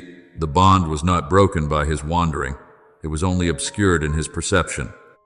And when you return, you are not starting over from the beginning. You are coming back to what has always been waiting for you. So, my beloved, let your soul rest in this truth. You do not walk alone, for I walk with you. You do not stand alone, for I uphold you. You do not fight alone, for I act within you. The life of heaven does not merely touch you, it flows through you every moment. As you remain in me, you will come to see that this connection is not a fragile thread that can easily snap, but eternal life beating in rhythm with your own heart. And within that rhythm, you will find a peace that does not depend on circumstances, a stability that cannot be shaken, and a love that will never let you go. My beloved child, there are times when you feel as though you are standing in the midst of a stormy sea, your heart unsettled by the relentless waves of thoughts and emotions. And in those moments, you may believe you are beginning to sink. But I want you to remember an image not to frighten you, but to deepen your understanding. When Peter stepped out of the boat, he was not sustained by his own ability, but by the focus of his gaze upon me.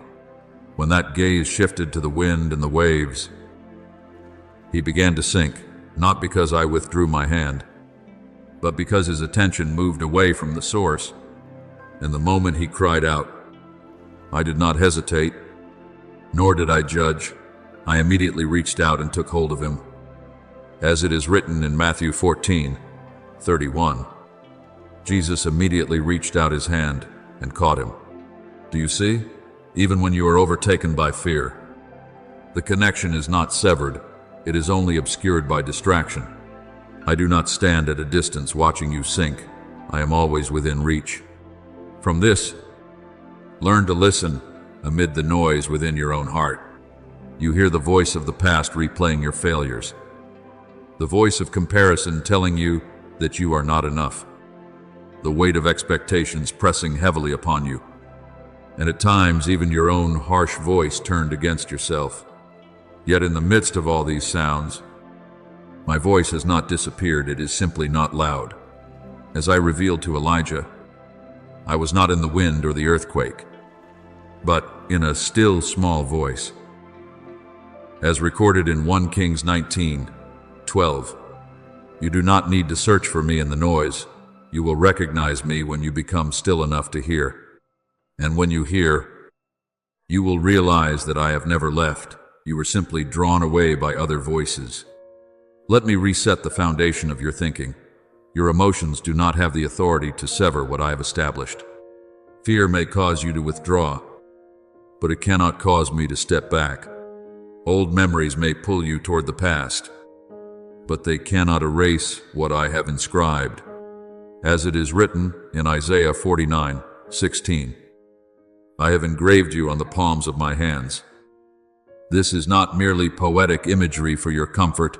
It is a declaration that you are secured in my faithfulness, not in your own stability. When you feel distant, do not rush to accept that feeling as truth. Ask instead, have I truly moved away? Or have you been listening to the wrong voice? There will be seasons when my presence feels dim to you, as though light is veiled by a dense mist. But I tell you this so that your soul may rest. The feeling of distance is not evidence of separation.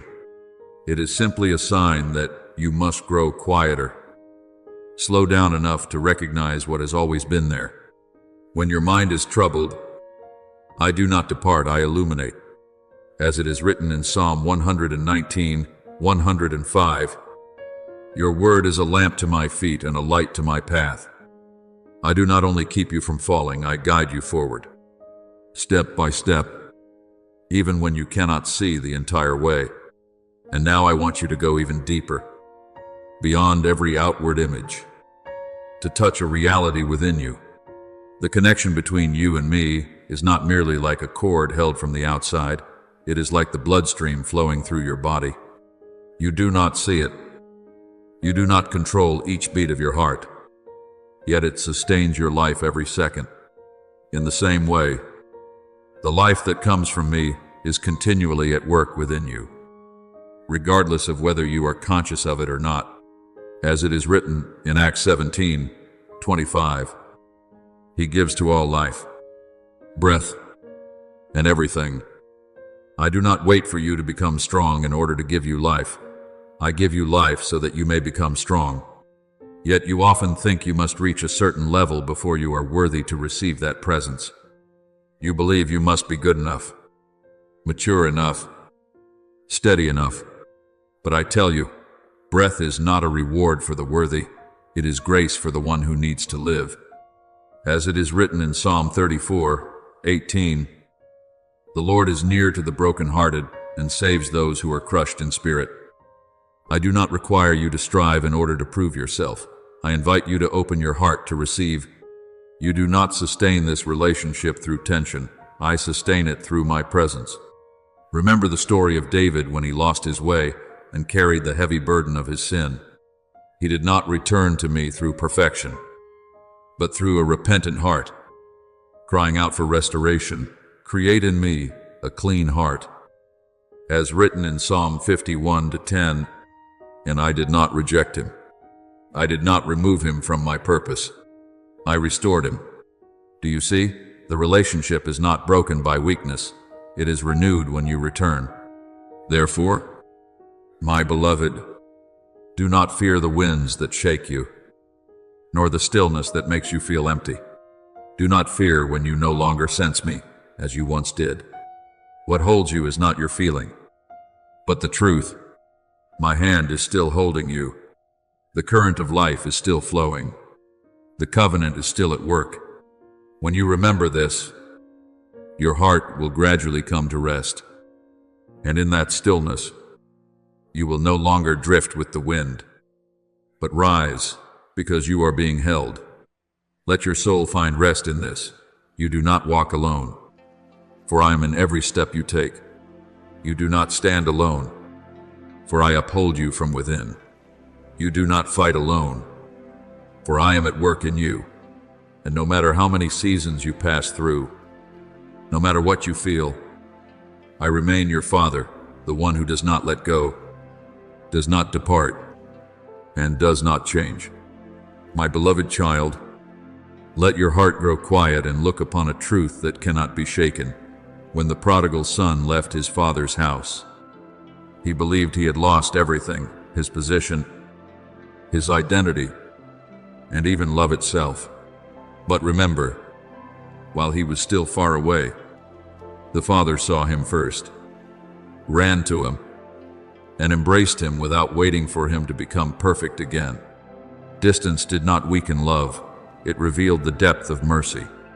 In the same way, no matter what darkness you pass through, you cannot go so far that I cannot reach you. As it is written in Isaiah 49:16, I have engraved you on the palms of my hands.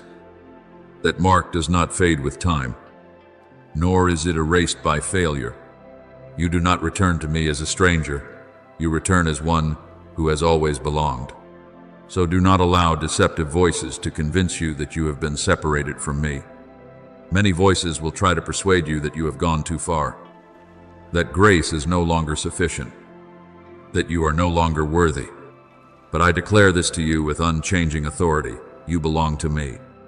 As it is written in John 8:28, no one can snatch them out of my hand. You do not stand within my protection because you have managed to hold your place, but because I hold you in my hand. Every trial, every temptation, every memory seeks to do one thing: to make you forget your true identity. But your identity is not written by your failures. It is written by the breath I placed within you from the beginning. There will be days when you do not feel this clearly. There will be moments when your faith is like a small light in a dense fog, and you fear it may go out. But, my child, life does not cease simply because you cannot see it. Just as your bloodstream continues to flow without your awareness, my life within you continues even when you are distracted. As it is written in 2 Timothy 2:13, if we are faithless, he remains faithful, because this connection does not depend on your emotions, but on my unchanging nature. It does not weaken with time.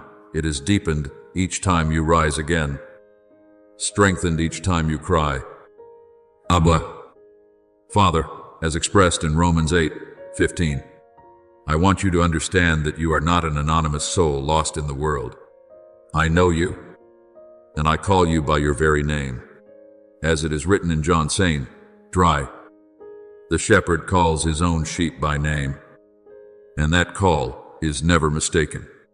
When you are surrounded by noise, I still recognize even your faintest sigh. When you think you have wandered off the map, I still see your position more clearly than you understand yourself. You carry within you a spiritual imprint that no one else can bear in your place, a position that no one else can replace. Therefore, my beloved, do not live in the fear of losing. Live in the awareness that you are continually sustained by the flow of life from heaven. You do not need to climb upward to reach me. I have already come down and dwell within you. You do not need to hold on to me. I am holding you. And every time you return, every time you believe, every time you whisper, Father, that connection is not newly created. It is made clearer in your awareness. Go deeper still into what I am opening before you. The connection between you and me is not like a current that only flows when you switch it on. It is like an unseen field surrounding your life, like the force that keeps a planet in orbit. You do not see it, yet you remain within it at all times. As it is written in Colossians 1:17, He is before all things, and in Him all things hold together. You are not drifting in empty space. You are held within my orbit, covered by a presence that never ceases. Have you noticed this? When you think you are moving away, you begin to feel an even stronger pull to return. That is not coincidence. It is my drawing at work within you. When you are near, my leading feels as gentle as breath. When you wander, it becomes a deeper urging within your soul. I do not always speak with loud sounds, nor do I always reveal myself through dramatic signs. I guide you through a quiet yet persistent force. As it is written in Isaiah 58:11, The Lord will guide you continually. You do not need to hear every word clearly. You only need to recognize the faintest prompting within. That alone is enough to know that I am there. Remember Jonah when he tried to flee from my calling. He boarded a ship, went in the opposite direction, believing he could escape my presence. Yet you know what happened, no matter how far he went. I remained with him, not to punish, but to bring him back to the path appointed for him, even in the belly of the great fish. When he thought everything was over, I heard his cry and brought him back to dry land. As recorded in Jonah 2. Do you see? Distance does not break my purpose. It becomes part of the journey through which I lead you back into place. So, my beloved, let your heart rest in this. You do not walk alone. You do not stand alone. You are not drifting without direction. You are held within an unchanging covenant, covered by an unfailing love, guided by an unceasing presence. When you understand this, you will no longer fear the shifting of seasons, nor be troubled when your heart wavers. For regardless of what you feel or what circumstances say, the truth remains. I am the life within you, and I never cease to flow. My beloved child, become still a little deeper, for I want you to recognize a way in which I have been leading you that you often overlook, not through loudness, but through the gentlest stirrings within your soul. I do not always call you with thunder. I touch you like a breeze passing over water, creating ripples that quietly spread. Have you ever felt a subtle prompting? A sense that something is calling you though no voice is heard?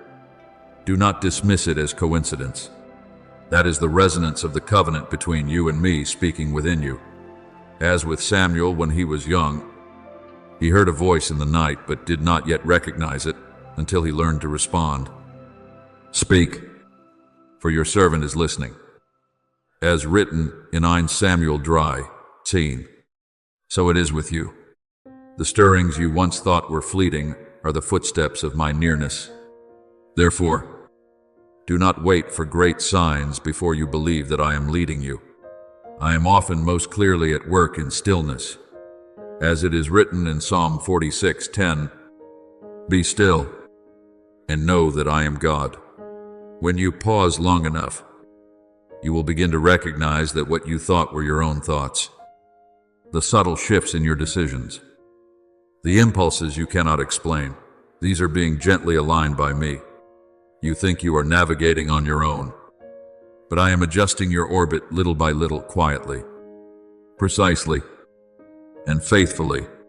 And not only through gentle prompting do I lead you, I also guide you through something you may not yet understand correctly, what you might call a holy unease. Not the fear that causes you to shrink back, but a quiet unrest when you are about to step into something that does not belong to you. It is like when you are about to move forward, yet your soul whispers, not this, not yet. Do not ignore that voice. When you are about to enter a misaligned connection, when you try to open a door I have not opened, you will sense within you that something does not settle. That is not weakness in your faith. It is me holding you back. Remember Paul. He intended to go into a certain region, yet the Spirit did not permit him. Then, in the night, he saw a vision of a man from Macedonia and understood the true direction.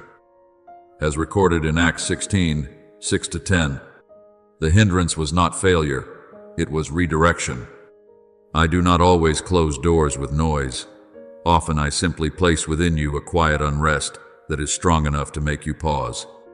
As it is written in Proverbs 16:9, a man's heart plans his way, but the Lord directs his steps. When you learn to honor that holy unease, you will avoid paths that seem right to your eyes, but are not what I have appointed. Do not mistake my protection for rejection. When a door does not open, when something that seemed promising does not come to pass, you may think you have been overlooked, but I tell you, I am protecting you from what you cannot yet see. Just as a shepherd does not lead his flock into danger, I do not allow you to step into what does not belong to you. As it is written in John 14, I am the good shepherd, I know my sheep. I know where you are meant to be and where you are not. Therefore, my beloved, learn to recognize the slightest movements within your soul. Do not dismiss the subtle ripples, the quiet impressions, the gentle promptings that seem to have no clear origin. This is how I lead you in silence. When you begin to honor that guidance, you will realize that you are more protected than you thought, and guided with greater precision than you imagined. Yet I do not stop there. There is another way I move that you often call coincidence, but I call arrangement. When you meet the right person at the right time, when a sentence reaches your heart at the exact moment you need it, when a door opens that you never anticipated, you may call it luck. But I say, as it is written in Psalm 37-23, the steps of a good man are ordered by the Lord. Not a single step of yours is random in my sight. You do not see the movements behind the spiritual veil. You do not see the messengers I send ahead of you to prepare your path. Yet, as it is written in Hebrews 1:14, are not all angels ministering spirits sent to serve those who will inherit salvation? I am working in places you cannot see. When an opportunity appears at the right moment, when a word touches the exact place of your wound, when a person arrives like an answer to something you had not yet spoken, that is not coincidence. That is the imprint of my footsteps passing through your life.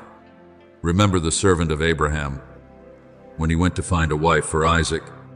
Before he had even finished his prayer, Rebekah appeared at the right place, at the right time, with the exact sign he had asked for. As recorded in Genesis 24, no detail was accidental. Everything had been prepared before he arrived. So it is with you. What you call coincidence is in truth the intersection between my intention and your steps. So, my beloved, be at peace. You are not navigating alone through a chaotic world. You are moving within an orbit established by grace. I guide you through gentle stirrings. I hold you through holy restraint, and I arrange your path through timely encounters. Whether you recognize it or not, my pull is always at work. Believe this, I do not only speak to you, I surround you. I do not only call you, I lead you. And I do not merely wait for you, I actively arrange each step before you. In all of this, you do not need to understand everything. You only need to trust that the pull of my love never weakens, and that you are always within my guidance, step by step, moment by moment, without deviation. My beloved child, begin to open your spiritual eyes to recognize the traces I have placed along your path. For I do not lead you only through great signs, but through the most subtle details. When you are troubled and suddenly encounter a word that speaks directly to your heart, when counsel arrives at the precise moment you need it, when a door opens with unexpected ease, do not dismiss it as coincidence. Pause it. Be still, and recognize that I am speaking. As it is written in Psalm 32:8, I will instruct you and teach you in the way you should go. I do not speak only through visions. I speak through the quiet intersections you often overlook. But do not look for me only in open doors. I am just as present in the ones that close. There are times when you grieve an opportunity that slips away and call it failure. Yet I call it protection. Just as a father keeps a child from touching fire despite its appealing light, I also restrain you from what you cannot yet see the consequences of. As it is written in Psalm 84:11, the Lord withholds no good thing from those who walk uprightly. If something is truly good for you, I will not withhold it, and if I withhold it, it is because it does not belong to you. Remember Paul when he was prevented from entering the place he had intended to go. Even though his plan seemed right, that closing was not an ending, but a precise redirection. Afterward, I opened another path that he could not have foreseen on his own. As recorded in Acts 16, so it is with you. There are relationships you believe are destined, yet I know they would wound you. There are paths you consider success, yet I know they would leave your soul dry. I close doors not to take something from you, but to preserve something more valuable you. And deeper still, I have placed within you a signal that nothing external can replace spiritual peace.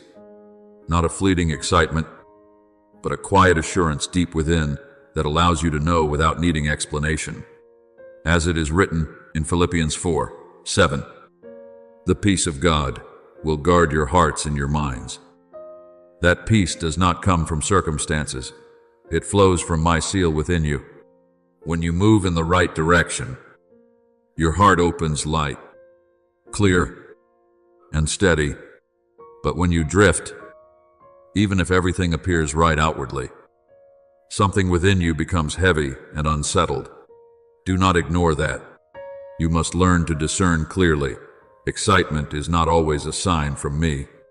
Excitement can arise from ambition, from the self, from the desire to prove something. But peace is different. Peace remains steady even when trials come. Peace does not need to prove, it confirms.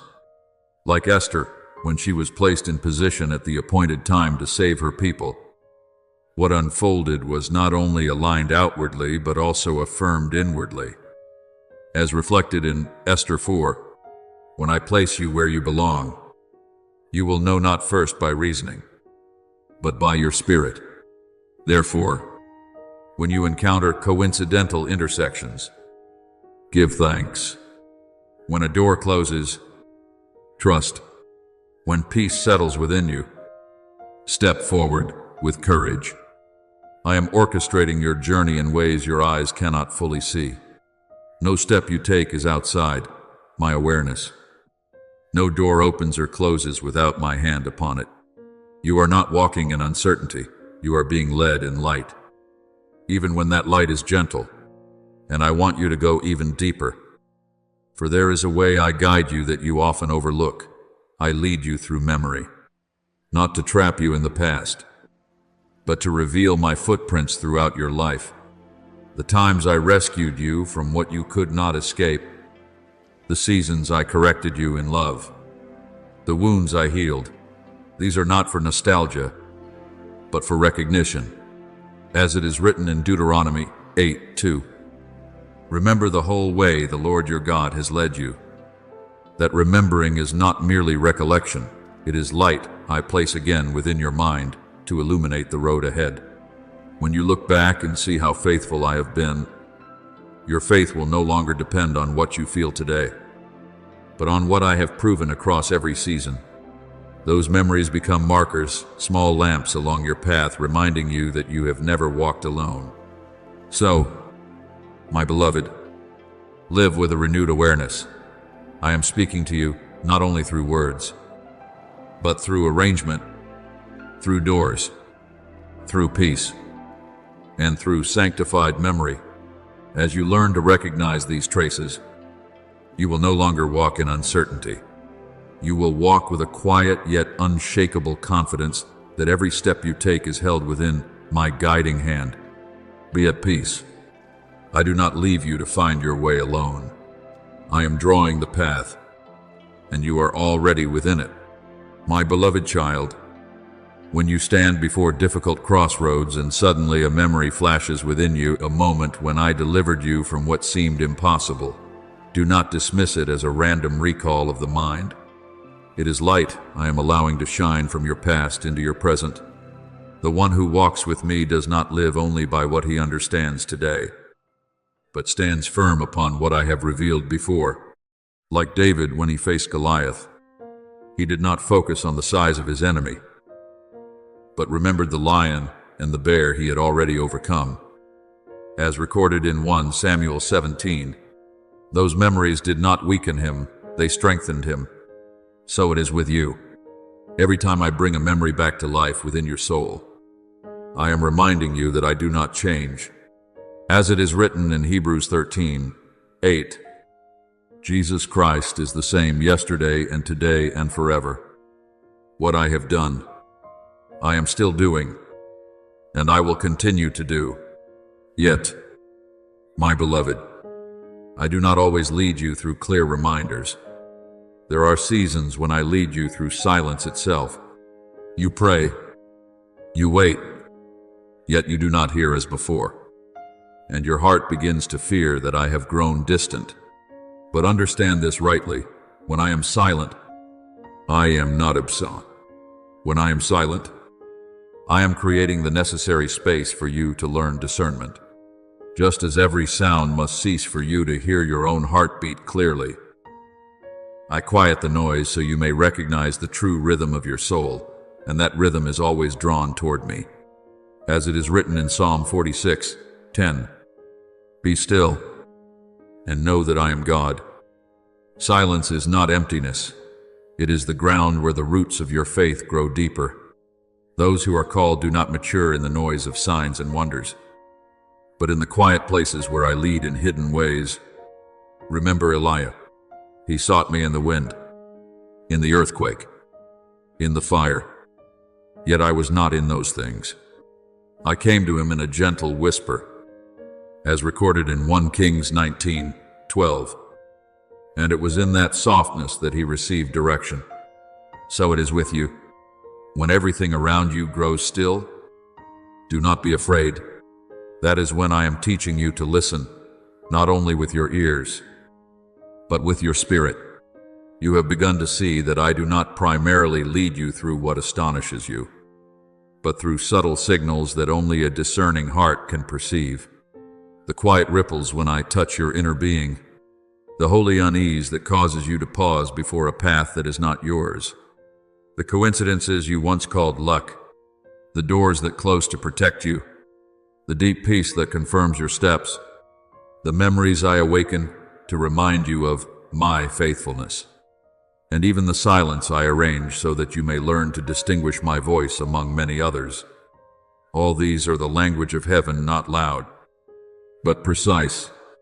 When you learn to recognize these workings, you will no longer walk in uncertainty. You will begin to read my footprints along every stage of your journey. You will understand that every stirring, every stillness, every resurfacing memory carries meaning. As it is written in Psalm 32:8, I will instruct you and teach you in the way you should go. I will counsel you with my eye upon you. You are not abandoned in a maze of choices. You are being led by unseen lines that never fail. Therefore, my child, do not seek guidance only in what is dramatic. Learn the language of subtlety. Treasure the memories I awaken within you. Receive the silence I appoint. Let peace be your measure. When you walk in this way, you will realize that I have never ceased speaking. I am simply speaking at a deeper level. And now I bring you into something even more profound, a reality that is not merely guidance, but union. I call it communion. It is not only that you hear me, nor only that you recognize the signs I send, but that the rhythm within you begins to align with my own movement. As it is written in 1 Corinthians 6:17, he who is joined to the Lord is one spirit with him. This is not a metaphor, it is a spiritual reality. You are not only held in me, you live in me. You do not merely follow me, you move in step with me. When you enter this dimension, you will no longer need to continually ask, should I go, or is this your will, as you once did? Not because you know everything, but because you begin to sense in harmony with me, like two instruments tuned to the same frequency.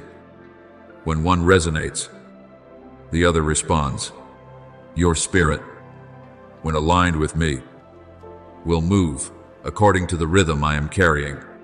You will know without needing explanation, perceive without needing analysis, This is where I am leading you, not only to be guided, but to be synchronized, not only to walk the right path, but to move within the very current of my intention. And when you live in that communion, you will recognize that everything I have taught you, the gentle stirrings, the holy restraint, the seeming coincidences, the doors, the peace, the memories, and even the silence have all been preparation to bring you here. Be at peace. My beloved, I do not lead you from a distance. I am living within you, drawing you into my own rhythm, a rhythm that never errs, never wanders, and never ceases. My beloved child, grow still even more deeply, for what I am about to imprint upon your heart does not come with noise, but with a quiet clarity like dawn slowly spreading across the earth.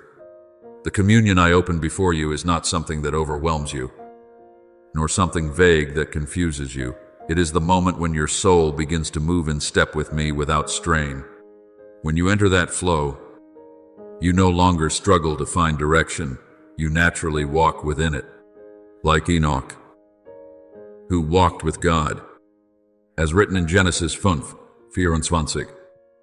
This is not a momentary act, but a continuous life. Before you enter this communion, I still cover you, but once you step into it, you are not only kept, you are carried by me.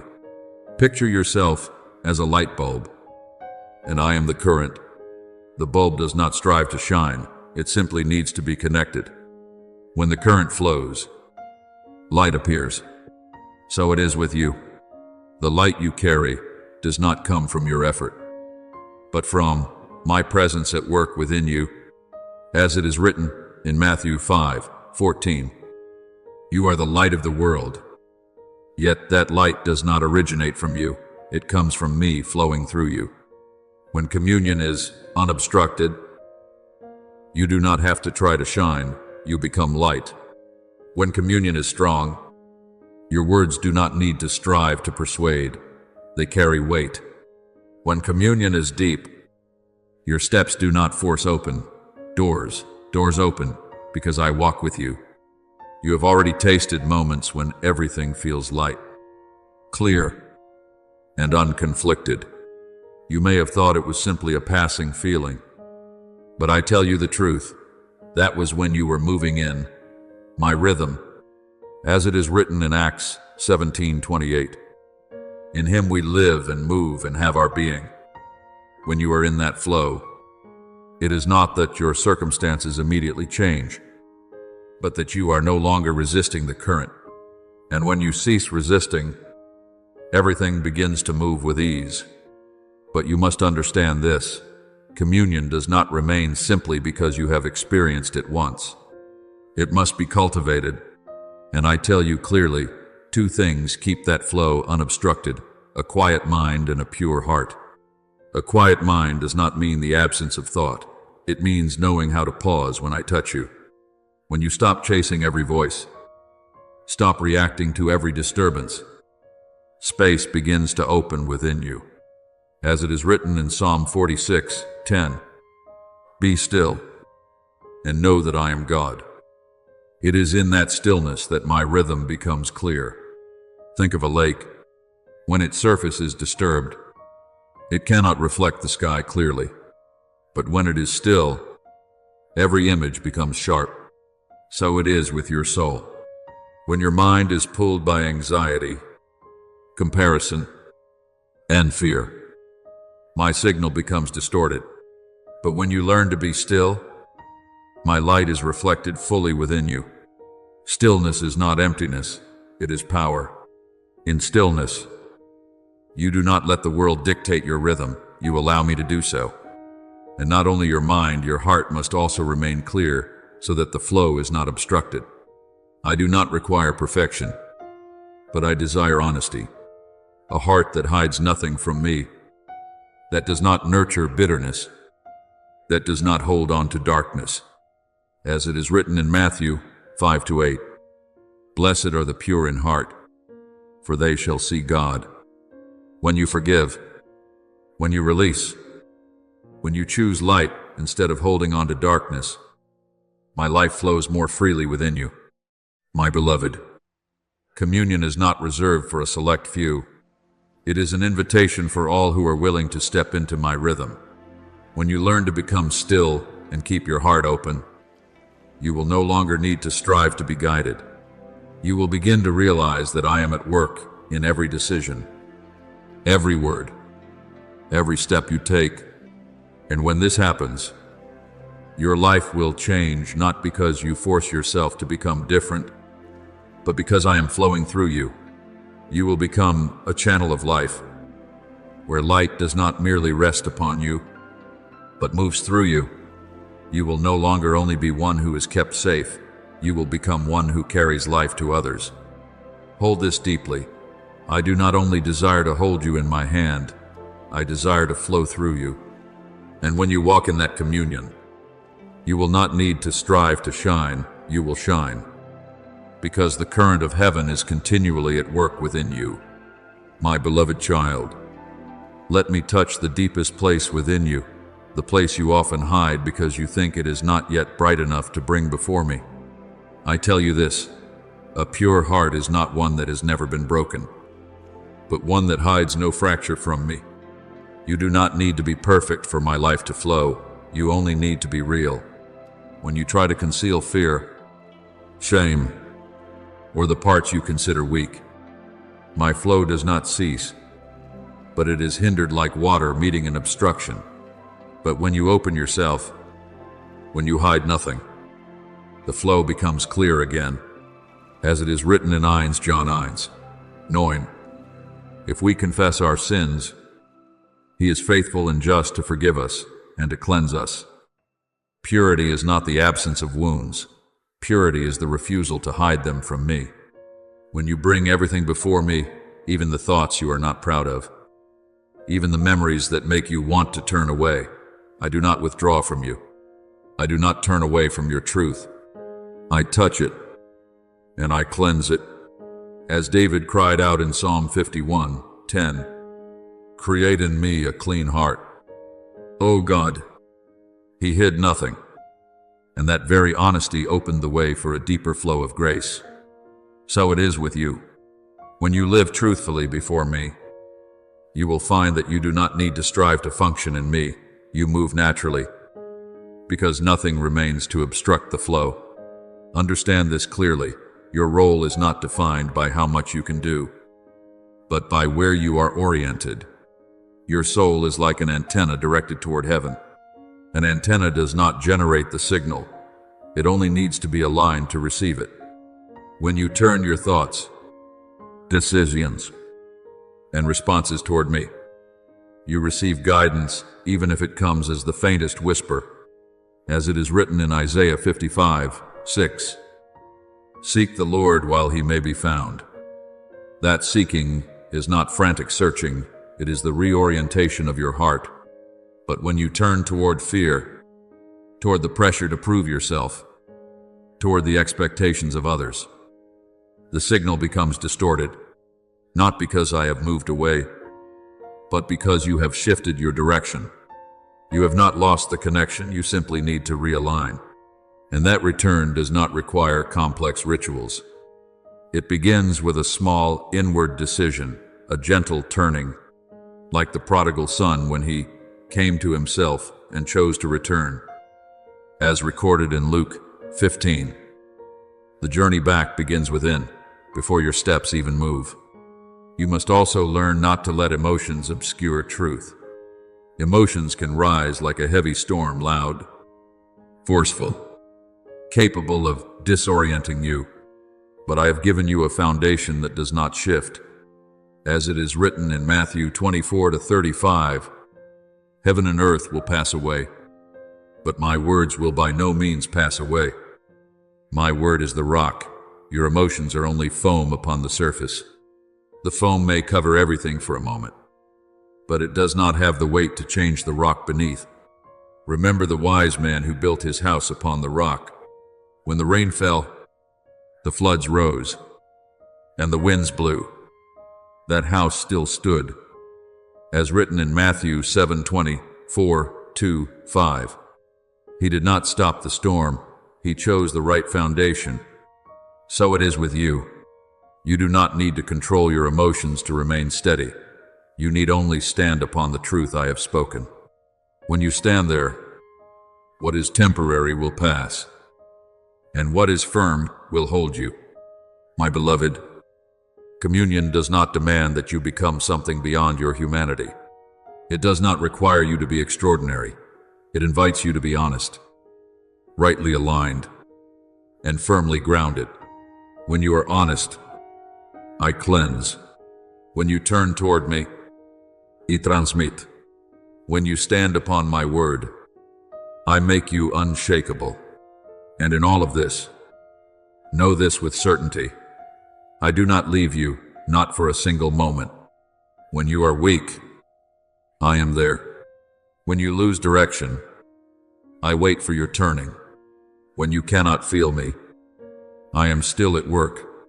You never have to sustain this connection on your own. I am the one who holds, the one who leads, and the one who flows within you every moment. My beloved child, let your heart rest first in this. I am not seeking a perfect image from you. I am seeking an open door. I do not demand that you overpower every emotion. I invite you to stand upon unshakable truth. When you choose to stand on what I have spoken rather than on what you feel, the flow of living water will no longer be obstructed. The light will no longer be hindered, and the communion between you and me will deepen quietly, yet surely. But I want to take you deeper still, for the clarity of that flow does not come only from honesty or alignment, but also from the atmosphere within you. Imagine your heart as a room into which my light is always shining. That light never fades. Yet what determines how clearly you see is the condition of your window. When the window is clear, the light passes through freely. When it is clouded by doubt, jealousy, judgment, or fear, the light still shines, but your vision becomes dim. As it is written in Matthew 5:8, "Blessed are the pure in heart, for they shall see God." You do not see because I come closer, you see because nothing remains to obscure your sight. Therefore, I call you to rise, not in the haste of the flesh, but in the awakened awareness of a soul that has been stirred to life. I am not calling you to run like one in panic. I am inviting you to walk like one who knows he is hearing the voice of his Father. The seasons when your emotions pulled you backward, the days when you circled within the same thoughts, those have been enough. Now it is time for a shift of axis, no longer turning according to feeling, but according to truth. As it is written in Romans 1:17, "The righteous shall live by faith." And faith does not stand upon the storms outside, it stands upon my voice within. Leave the ground where fear has made its camp in your mind. You have grown accustomed to it because you have remained there long. But it is not where I have called you to live. In that place, every strong emotion unsettles you. Every external voice gains the power to define you. But I did not create you to live that way.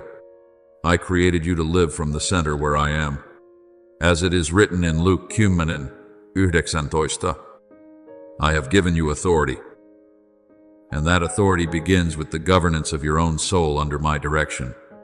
When I say stand, you do not need to run. When I say open, you do not need to withdraw. When I say be still, you do not need to defend yourself. You are no longer one who reacts under pressure. You become one who responds to my call. I am bringing you out of old cycles, the patterns of anxiety, self-doubt, and the need to prove your worth. Those circles have exhausted you because they kept you moving without advancing. But now I place you in a new identity, not an identity built on performance, but one established by covenant. As it is written in 2 Corinthians 5:17, if anyone is in Christ, he is a new creation. You are no longer bound to the old image. You no longer turn according to emotion, you turn according to my voice. This transformation is not loud, but it is deep and real. You will begin to notice that when emotions rise like great waves, you are no longer swept away. You stand within the waves without sinking, because your footing is set upon me. As it is written in Psalm 119, 105, your word is a lamp to my feet and a light to my path. That light not only shows the way, it keeps you from slipping. When anxiety knocks, you do not flee, you remain and listen. When sorrow tries to close your heart, you open, because I say open. This is not the denial of emotion. It is the placing of emotion under the authority of truth. I am changing your position. You are no longer like a stone struck by waves, subject to external force and carried by circumstance. You are becoming like a stream, directed by me, flowing with purpose along the path I have set. As it is written in John 7:38, out of his heart will flow rivers of living water. You are not only enduring the storm, you are carrying life through it. Understand this clearly. I do not only desire to keep you safe, I desire to move through you. I do not only want you to stand firm, I want you to flow.